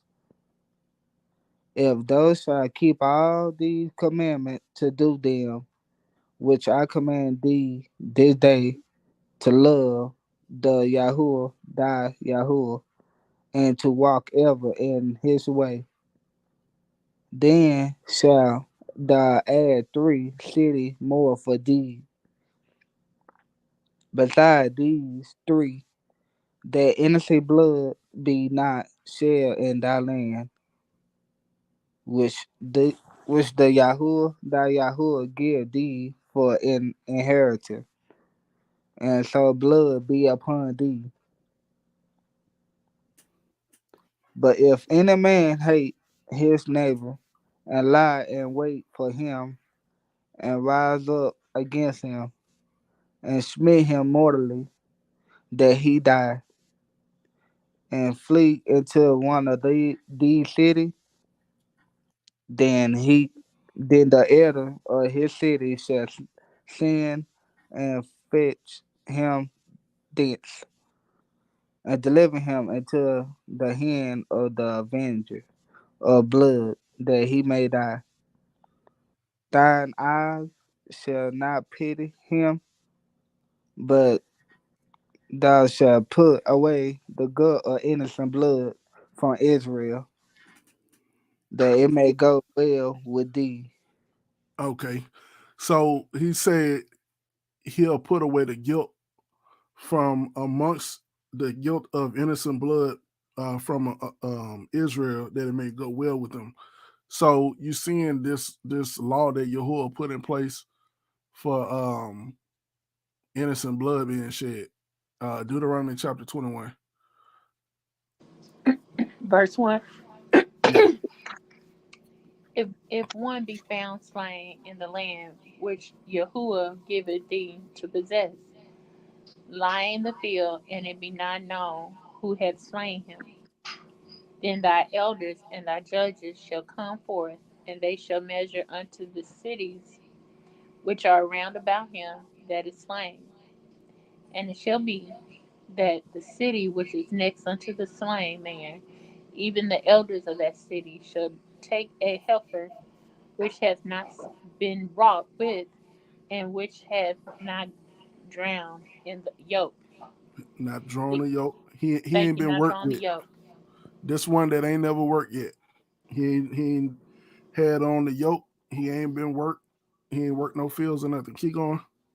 And the elders of that city shall bring down the heifer unto a rough valley, which is neither iron nor nor sown, Mm-hmm. and shall strike off the heifer's neck there in the valley. He shall do what?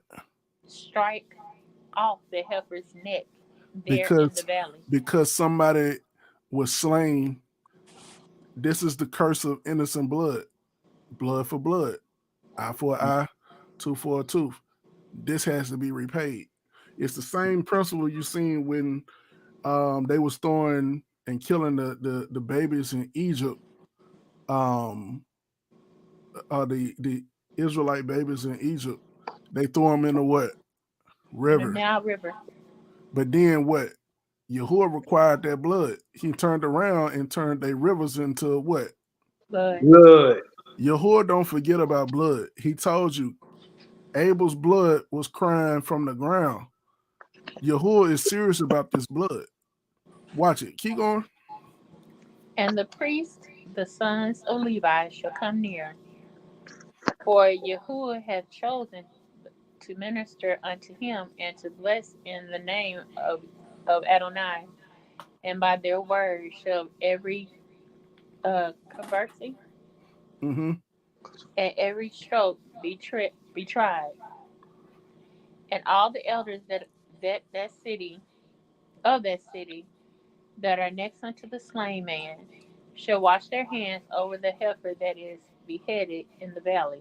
So they were supposed to judge every controversy that came up. They were supposed to be judges. But notice what it said. And the elders of all and all the elders of that city that are next unto the slain man shall wash their hands over the heifer that is what? Beheaded Beheaded. in the valley. I'm talking about Yahuwah told him to cut something head off for that was done to the slain man and left in the field. Man, this is pretty sick. It says in verse 7, what? And they shall answer and say, our hands have not shed this blood, neither have our eyes seen it. Be merciful, O Lord, to thy people Yasharel, whom thou hast redeemed, and lay not innocent blood unto thy people of Yashrael charge.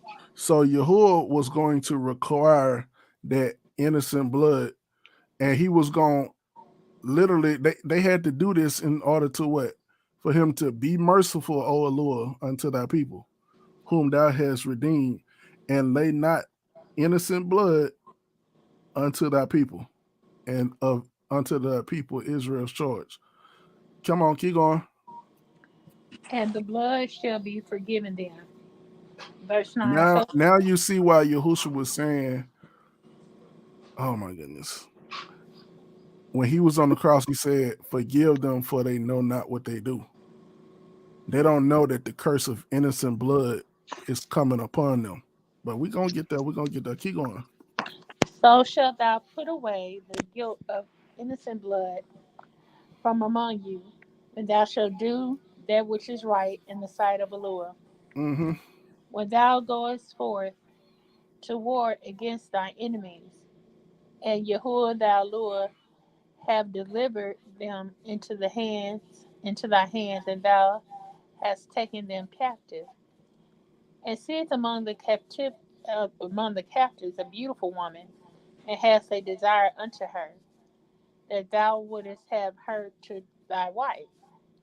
Then thou shalt bring her home to thy house, and she shall shave her head and pare her nails, and she shall put the raiment of her captivity from off her, and shall remain in thy house, and bewailed her father and her mother in a full month.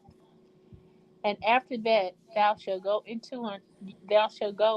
unto her, and be her husband, and she shall be thy wife.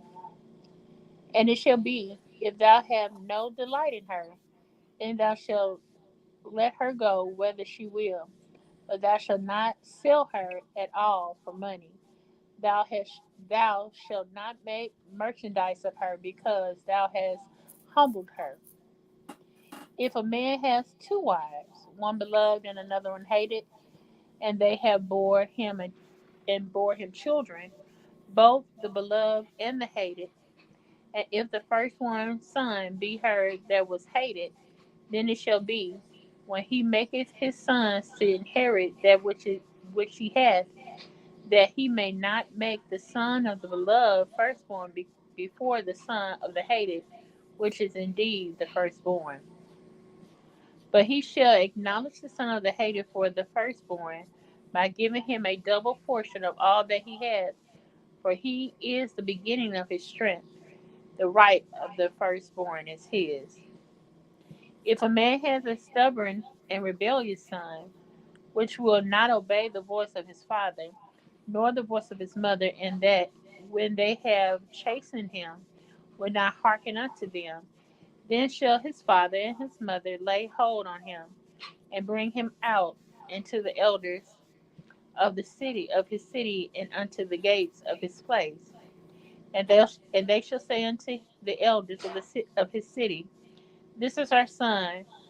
This our son is stubborn and rebellious. He will not obey our voice. He is a glutton and drunkard. And all the men of the city shall stone him with stones, that he die. So shall thou put evil away from among you, and all Yashrael shall hear and fear. So they brought you in this world, they can take you out. Verse That 22. And if a man has committed a sin worthy of death, and he be to the and he be to be put to death, You on death and row. Come on. and thou hang him on a tree, his body shall not remain all night up on the tree, but thou shalt in any wise bury him that day. For Anyway, he if you put some rocks on him, dig a hole, put him in a cave, a tomb, whatever. If thou shalt bury him, or shall in any way bury him, any wise, come on. for he that is hanged is a curse of allure, Mm. that thy land be not defiled, which allure thy Yahuwah give thee for an inheritance. Okay, Proverbs 6 and 16 through 19.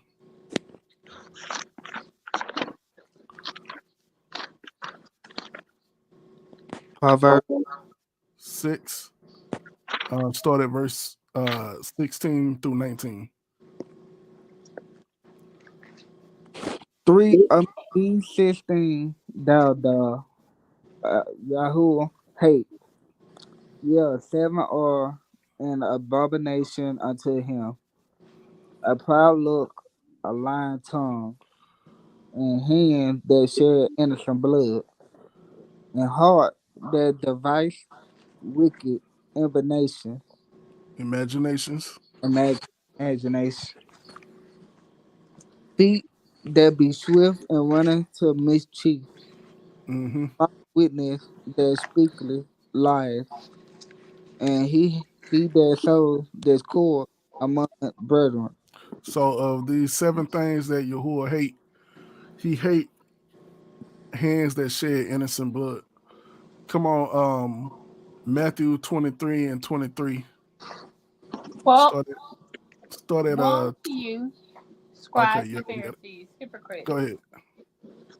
for ye pay tithes of mint and arise and I mean and anise and cumin, and Hmm. have omitted the weightier matters of the law, judgment, mercy, and faith. So it's some weightier matters of the law. Look what's in the law. Judgment, mercy is in the law. Hmm. Hmm? You don't hear that too much when they talk about the law, but mercy is in the law. Yes.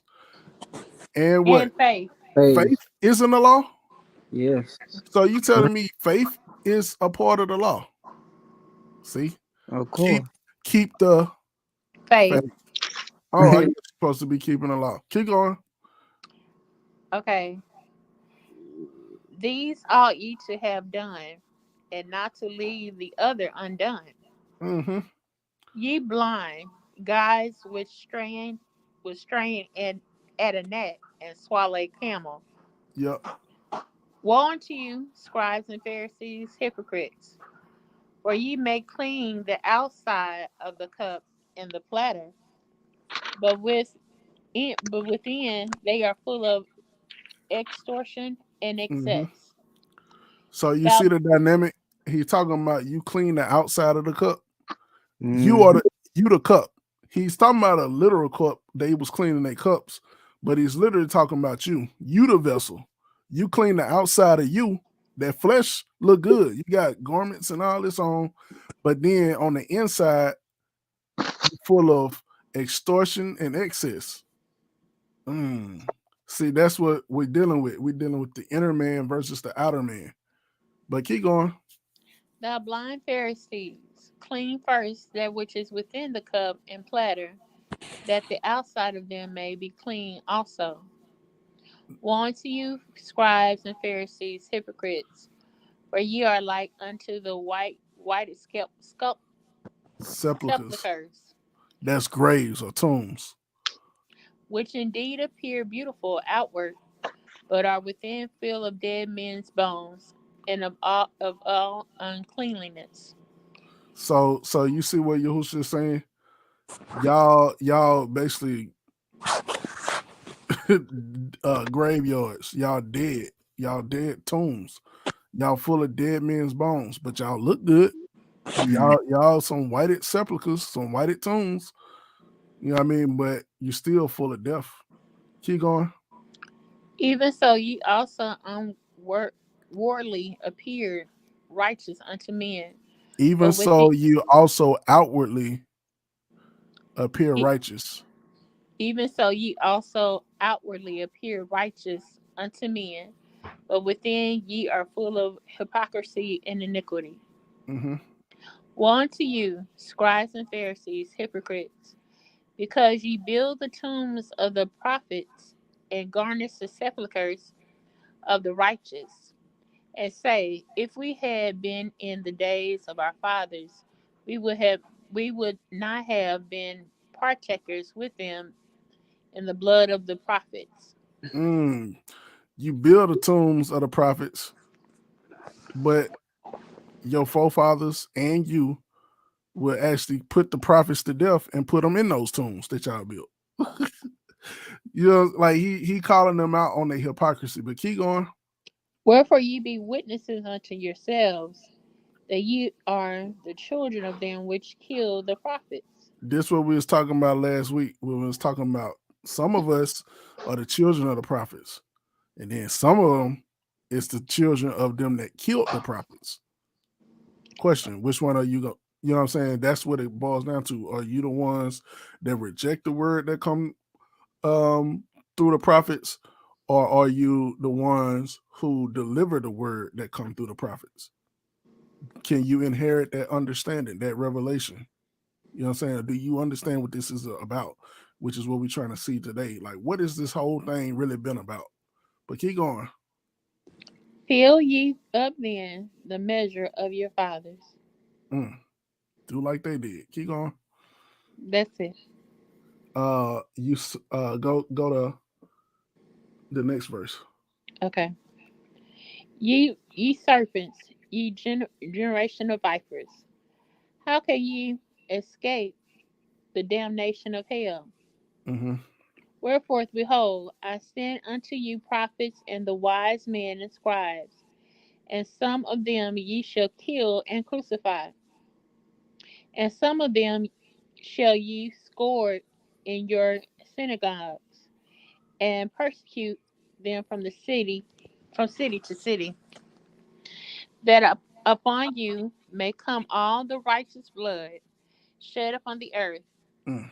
from the blood of the righteous Abel, The who? the blood of the righteous Abel, He taking this all the way back to Abel. Mm-hmm. Keep going. unto the blood of Zacharias, Mm-hmm. son of Bardachias, Mm-hmm. whom ye slew between the temple and the altar. Mm-hmm. Verily I say unto you, all these things shall come upon this generation.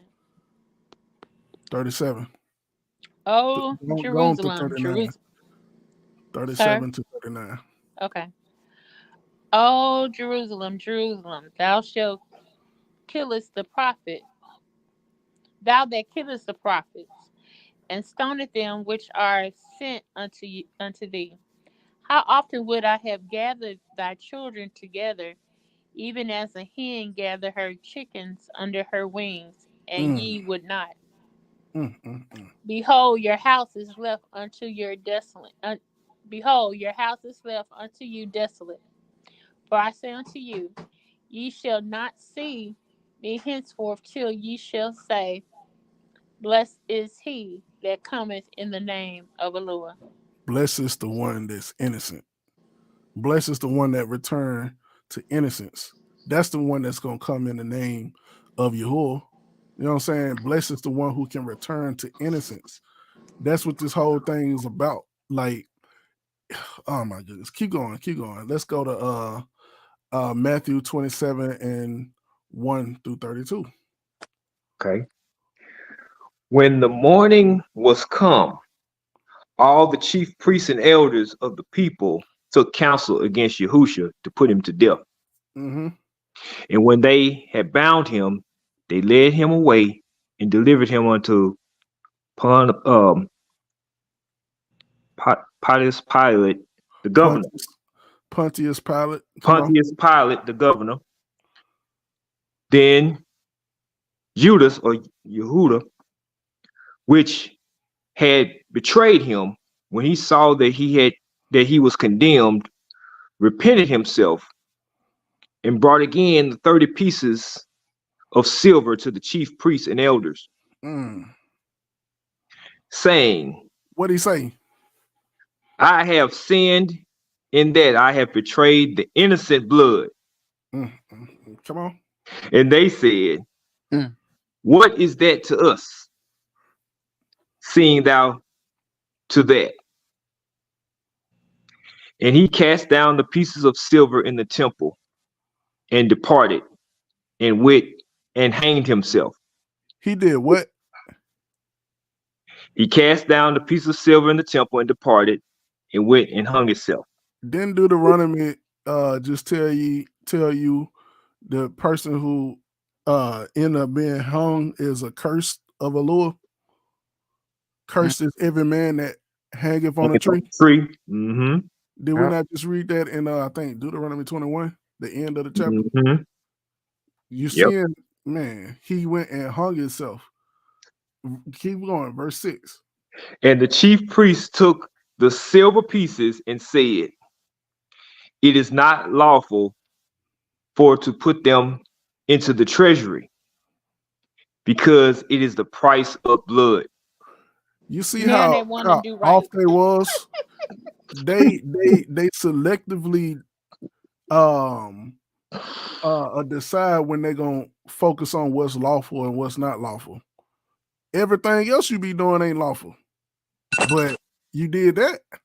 Oh, Well, yep. they got enough to know, well, we can't take this blood money. Come on. 7. And they took counsel and bought with them the potter's field to bury strangers in. Mm-hmm. Wherefore that field was called the field of blood unto this day. Do you see this? Come on. Okay.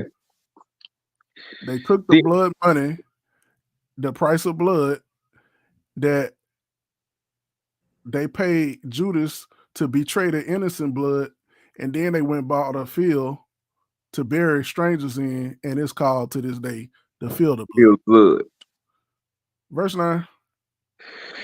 Then was fulfilled that which was spoken by, here it says, Jeremy the prophet, saying, Jeremiah, come on. Jeremiah, and they took the 30 pieces of silver, the price of him that was valued, whom they of the children of Israel did value, and gave them for the potter's field, as Yahuwah appointed me. So this was already prophesied to happen in Jeremiah. Keep Mm-hmm. going. Verse 11. And Yahusha stood before the governor, and the governor asked him, saying, Art thou the king of the Jews? And Yahusha said unto him, Thou sayest. Mm-hmm. And when he was accused of the chief priests and elders, he answered nothing. Then said Pilate unto him, Hearest thou not how many things they witness against thee? And he answered him to never a word. Now, It's, watch this. This is how a lamb that was sacrificed had to be sacrificed. It couldn't be one that was fighting and struggling for his life or whatever. They had to take a lamb that was willing to go. And it's the same thing you seeing right here playing out with Yahusha. This is why he ain't trying to save his life. He ain't trying to fight or none of that. He letting this happen. He laying his life down because he is the what? Lamb for the sacrifice. But what? A lamb, if you had a wolf or a lamb, which one would you consider to be innocent? the lamb. So obviously, like we're saying, Yahusha is the innocent lamb, but this blood is going to be shed of one that is innocent. You get what I'm saying? Like, this is the curse of innocent blood. And this is what Yahuwah was showing me. He hate the shedding of innocent blood, but he loved you so much that he allowed it. I'm gonna let that simmer for a little bit.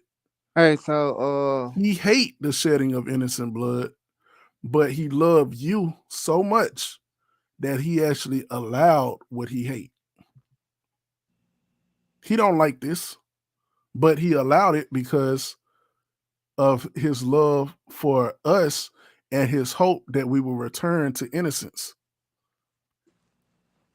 He's sowing innocence so that he can reap innocence. In other words, so that we can return back to innocence.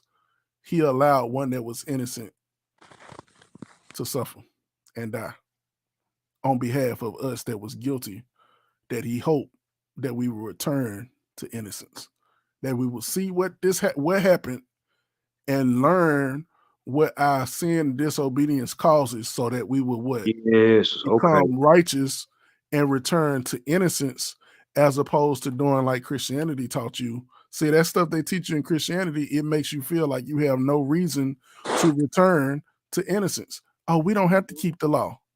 Okay, well, you're just going to keep being in transgression and sin, which is going to keep causing this cycle of death to reign, which is going to Mhm. keep causing blood to be shed.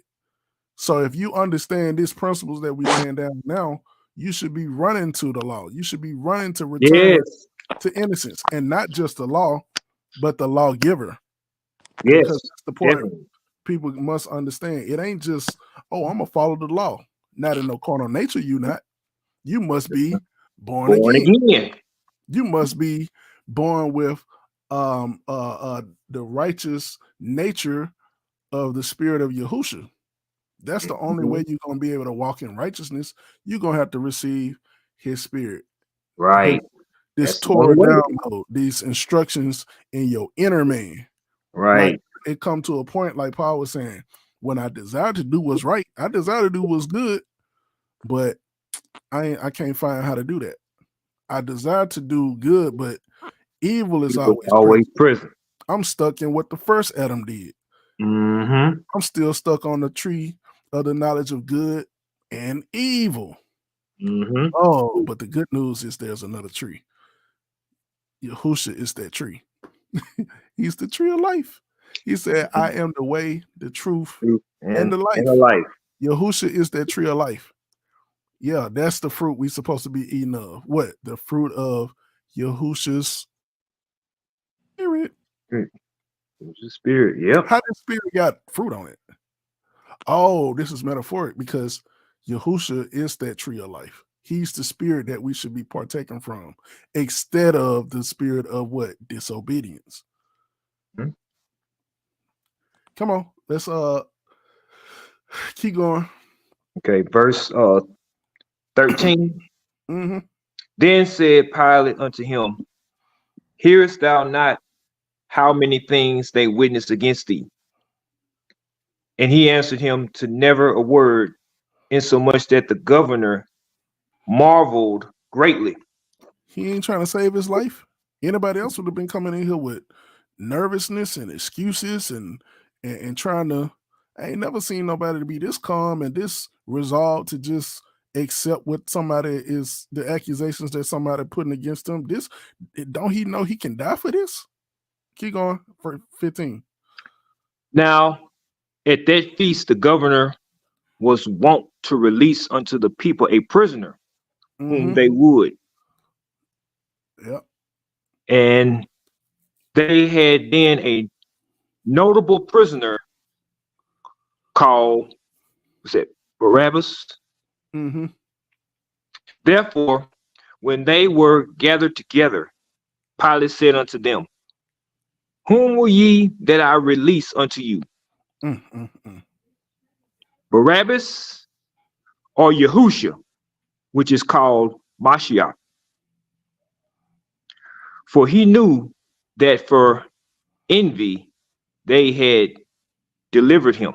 They knew he knew he was innocent. He knew he wasn't he didn't did nothing worthy of death.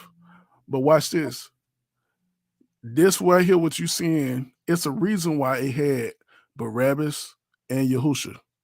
Somebody tell us in Torah, what is this a picture of? What did the priest do with the, I'm gonna give you a hint, with the lamb and with the goat? One had to. One had to be the sacrifice, and one had to be the one they released. Right. So This is where this term the scapegoat come Scapegoat. from. Yeah. It's the goat that escapes into the wilderness that's let go free, and then the lamb had to be slain. Yahusha is the lamb that's innocent, that's slain, and Barabbas is the goat that's allowed to go free. But you have that in Torah.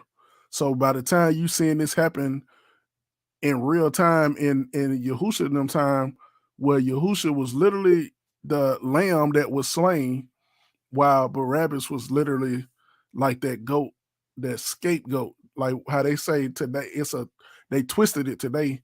If they make you the scapegoat today, they saying like you the one that's guilty, or that you the scapegoat, or the one that's that they put the blame on.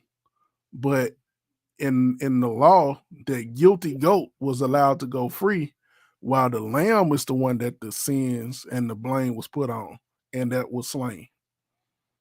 But nevertheless, my point is, you see how this is still consistent with Torah, down to the most minute detail. You got Barabbas the goat and Yahusha the lamb. Mm. But like I said, if you don't know Torah, don't none of this even register. But keep going. Okay. Verse 19. When he was set down on the judgment seat, his wife sent unto him, saying, Have thou nothing to do with that just man?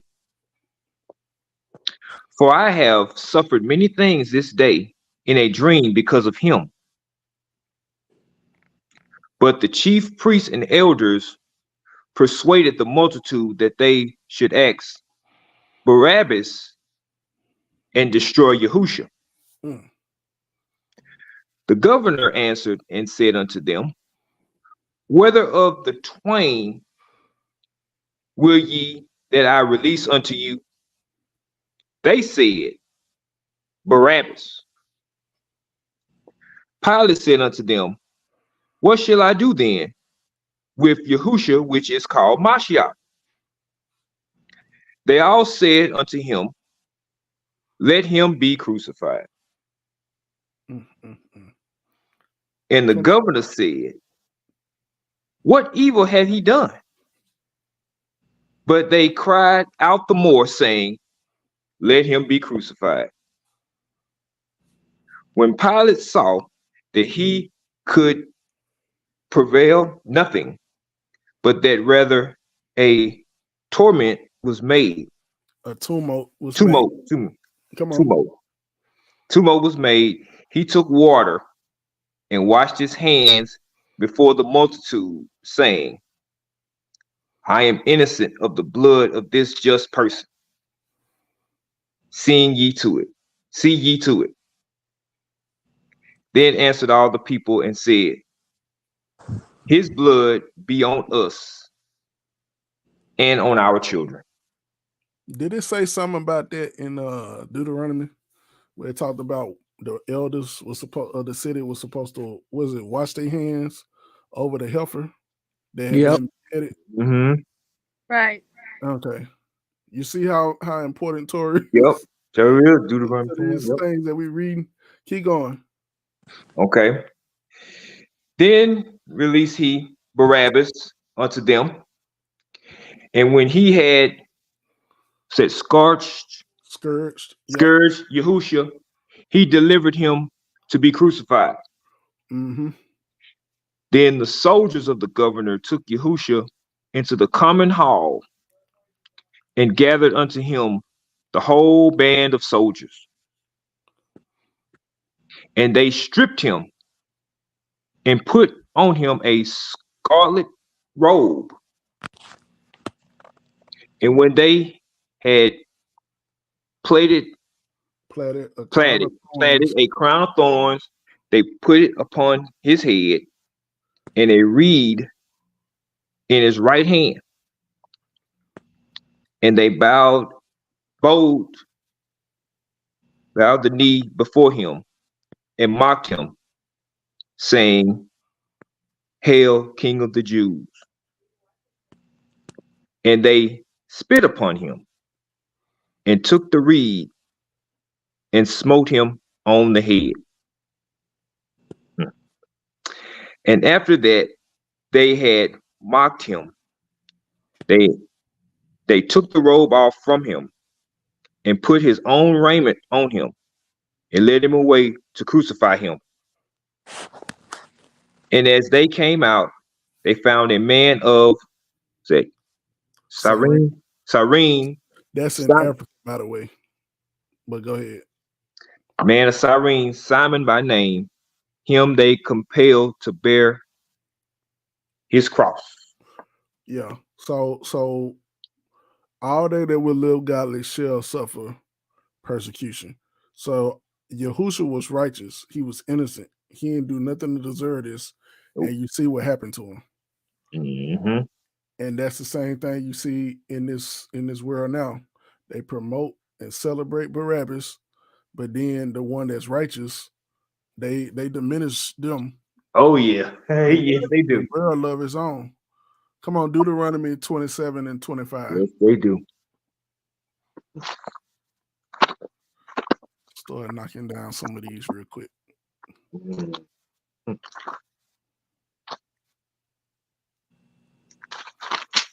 It says, "Cursed be he that taketh reward to slay an innocent person."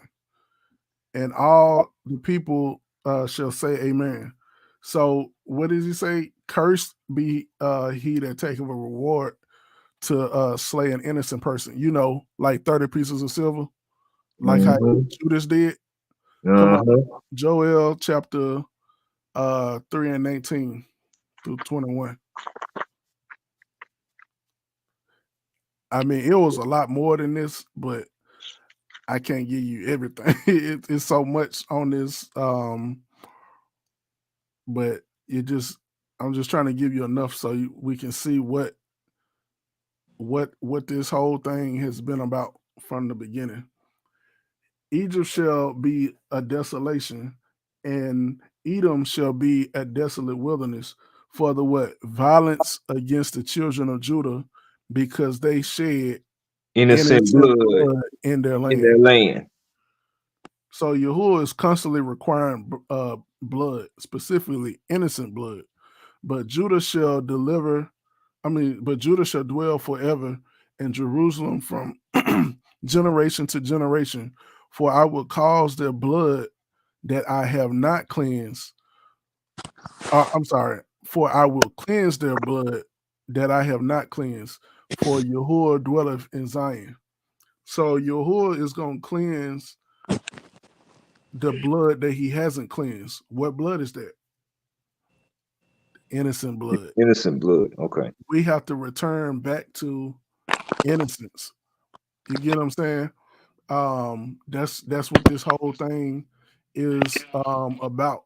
Us returning to innocence. So this sacrificial system, let's get it. Um, let's look at Yahuwah's love. First John 4 and 19. And somebody else gets First Samuel 15 and 10 through 35.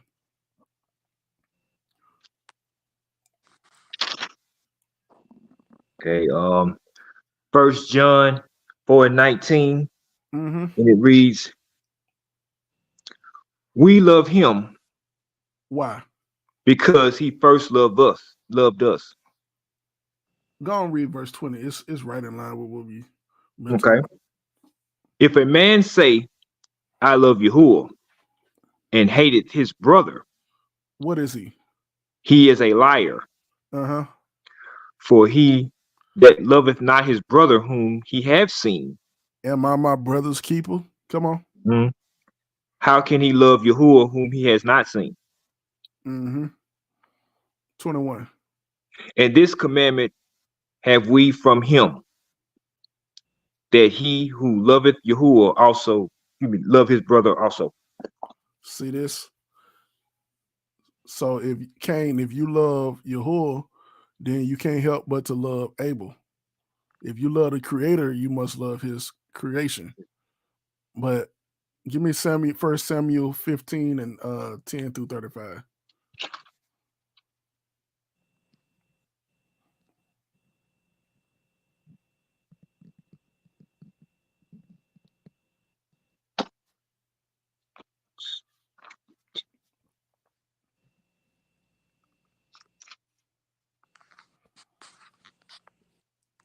All right. It reads, then First Samuel 15 and 10 through 35. Uh-huh. Okay. Says, then came the word of Yahuwah unto Samuel, saying, it repented me that I have set up Saul to be king, for he has turned back from following me and have not performed my commandments. And it grieved Samuel, and he cried unto Yahuwah all night. And when Samuel rose early to meet Saul in the morning, it was told Samuel, saying, Saul came to Carmel, and behold, he set him up a place, and is gone about, and passed on, and gone down to Gilgal. And Samuel came to Saul, and Saul said unto him, Blessed be thou of Yahuwah. I have performed the commandment of Yahuwah. And Samuel said, What meaneth then this, what's it, breading, that Bay. baiting, that baiting of the sheep in mine ears, and the lowering of the oxen which I hear? Mm-hmm. And Saul said, They have brought them from the Amalekites. For the people spared the best of the sheep and of the oxen to sacrifice unto Yahuwah thy Lord, and the rest we have utterly destroyed. Oh, bleeding of sheep. Yeah. Come on. Okay. Then Samuel said unto Saul, Stay, and I will tell thee what Yahuwah hath said to me this night. And he said unto him, Say on. And Samuel said, When thou wast little in my own sight,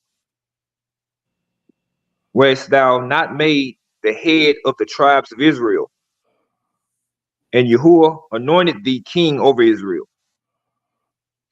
And Yahuwah sent thee on a journey and said, Go and utterly destroy the sinners, the Amalekites, and fight against them until they be consumed. Mm-hmm.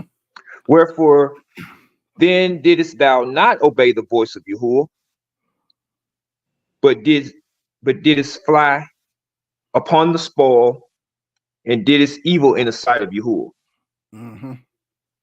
And Saul said unto Samuel, Yea, I have obeyed the voice of Yahuwah, and have gone the way which Yahuwah sent me, and have brought Agag, the king of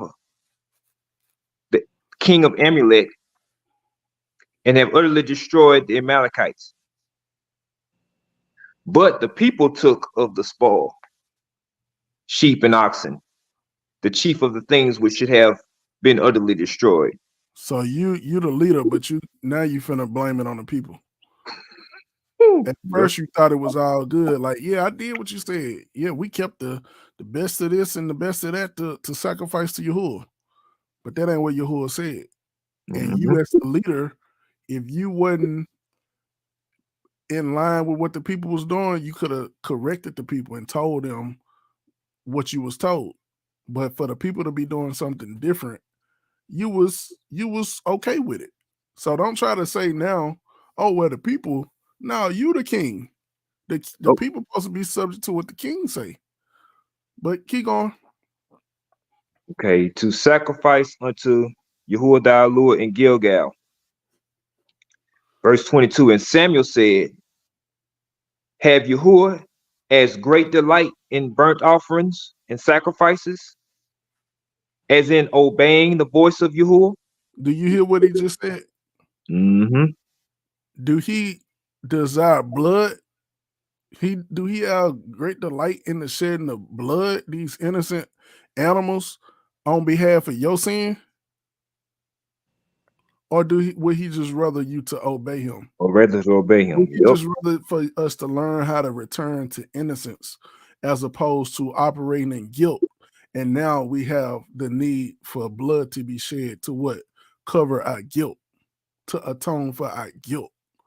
Yahuwah is looking for us and looking for those that can return to innocence. Because the truth is, we should have never left it.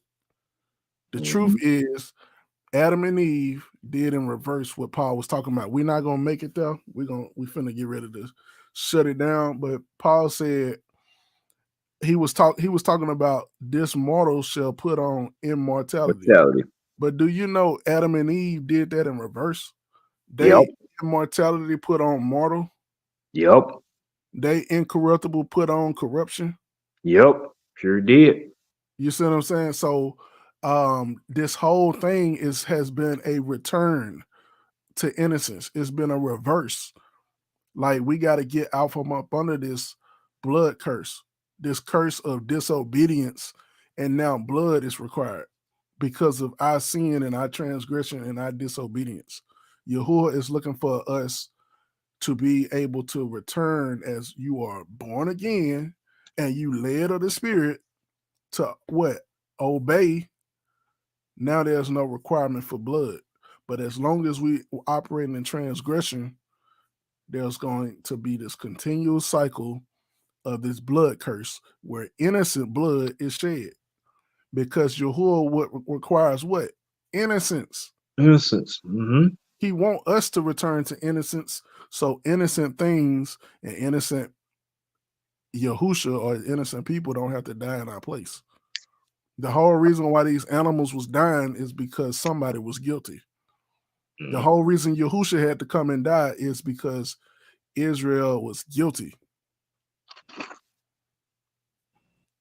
Man. Keep going. Behold, to obey is better than sacrifice. To obey and remain in innocence is better than to disobey and now need a sacrifice, a blood sacrifice to what? Atone for your disobedience. Your disobedience. That's what Yahuwah has been trying to teach us and show us this whole time. He been trying to show us that he do not desire blood, but blood is required for what? Disobedience. Mm-hmm. And we saw the chain reaction take place in the garden where Adam and Eve, what? Disobeyed. Obeyed. And something had to be sacrificed. Something lost its skins so that Mm-hmm. the guilty could be covered. Come on. And to hearken than the fat of rams. I tell you what, we're gonna stop short of this. We're gonna pick up y'all willing with this next week. Let's go on over here to I ain't gonna be able to get into none of that. Let's look at Revelations 21, 10 through 15. And we'll stop right there. Like I said, it's a whole lot more that we gotta look into, but hopefully y'all able to see the overall. Yes, it's a lot. This is what this whole thing has been about. This is what Yahuwah has been trying to get men and specifically Israel to understand is this cycle that we've been in and that we trapped in is due to our own disobedience, our own sin. If we could ever mature and learn and come into the full stature and measure of Mashiach, who is righteous, then there will be no need for shedding innocent blood. This is what Paul was talking about. I beseech you, therefore, by the mercies of Allah. What mercies? The mercy and the grace that he bestowed on us by what? A sacrifice. Something died in your place. That's the mercy. Guess what? Let us come boldly before the throne of grace. What's that? The mercy seat. What did they do in the mercy seat?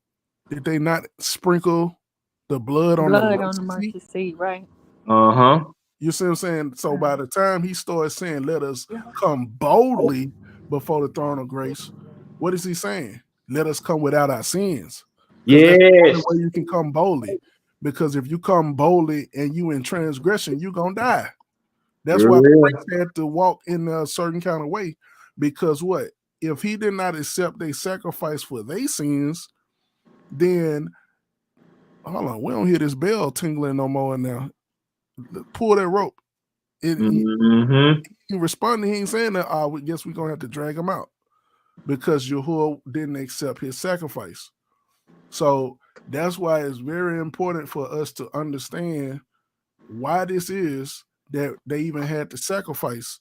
Why this is that Yahuwah last week we read about, he said he was full of they sacrifices. I'm full, I don't desire this. I'm full of y'all burnt offerings and y'all, you know what I mean, all this different stuff that y'all offer to me. What I really desire is for you to return Obey. to innocence.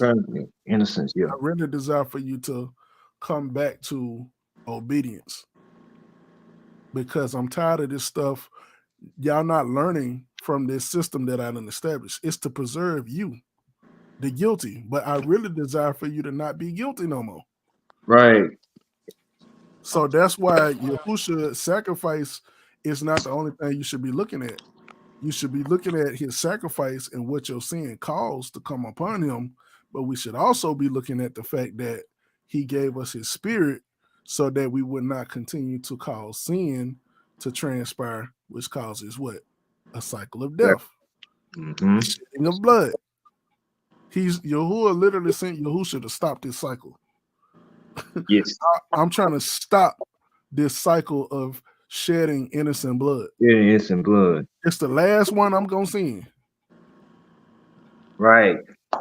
And what? If you follow Yahusha, you follow him in righteousness. And if you follow him in righteousness, you can follow him to life. This is what Paul was saying. I beseech you therefore, brethren, by the mercies of the Lord, that you present your bodies Everybody, a a living, living sacrifice holy, and acceptable unto acceptable to Yahuwah. who? Unto Unto you. Yahuwah, which is your reasonable service. You see it? Revelations 22 and 10 through 15. 10 and 15. Yep. And he said unto me, seal not the sayings of the prophecy of this book, for the time is at hand. He that is unjust, let him What you let, laughing at this son? because I looked at my I was checking for one of my cousins, I believe, or my aunt, Mm-hmm. and my the you know how they do those Facebook memory things? Mm-hmm. This was my Facebook memory for today. Wow. Wow. You see, hey, I ain't got control of none of this. Like I said, this is what Yahuwah be trying to get us to understand. And he give us confirmation, you know what I mean? And that's how serious this is. And I pray that we all take this serious because if Yahuwah is dealing with us and Yahuwah is paying us attention and concern, you know what I mean, with us, then he's looking to see our response to a word like this. Right. Like Yes. he's not, you know what I'm saying? Oh my goodness. He's trying to see who gonna return to innocence or who gonna continue in guilt. Keep going. He that is unjust, let him be unjust still. Yep. And he which is filthy, let him be filthy still. I done gave you time to come back. I done gave you time to return. If you not coming, then just stay guilty then. Stay filthy. Stay unjust. If you're And not gonna he return to righteousness, if you're not gonna return to innocence, as a tree fall, so shall it like. Keep going. and he that is righteous, let him be righteous still. Mm-hmm. And he that is holy, let him be holy still. Yep. And behold, I come quickly, and my reward is with me to give to every man according to his work Mm. shall be. I am Alpha and Omega, the beginning and the end, the first and the last. Blessed are they that do his commandments, that they may have the right to the tree of life, and may enter in through the gate into the city. Hold on. He said, I am the Aleph and the Tav, the beginning and the end, the first and the last. Blessed are they that do his commandments, that they might have right to the tree of. Life. Life. You talking about that other tree that was also in the garden in Mm-hmm. Genesis, like we was reading with Adam and Eve? Mm-hmm. So he returned us back to the point of being able to choose a better tree. We chose the Mm-hmm. wrong tree the first time. Mm-hmm. But Mm-hmm. he's given us an opportunity through his shed blood, his sacrifice, his innocent blood that was for our guilt. He literally made an atonement for us so that we could arrive and return back at innocence and have right to the tree of life based upon what you do. Blessed are they that do his commandments. And you mean to tell me somebody got the nerve to say they don't want to do his commandments? We don't have to keep that no more. You really don't know what you're saying. And even those that say that it's not about works. There you go. You don't know what you're saying. You're saying, I refuse to return to innocence. I refuse to return to righteousness.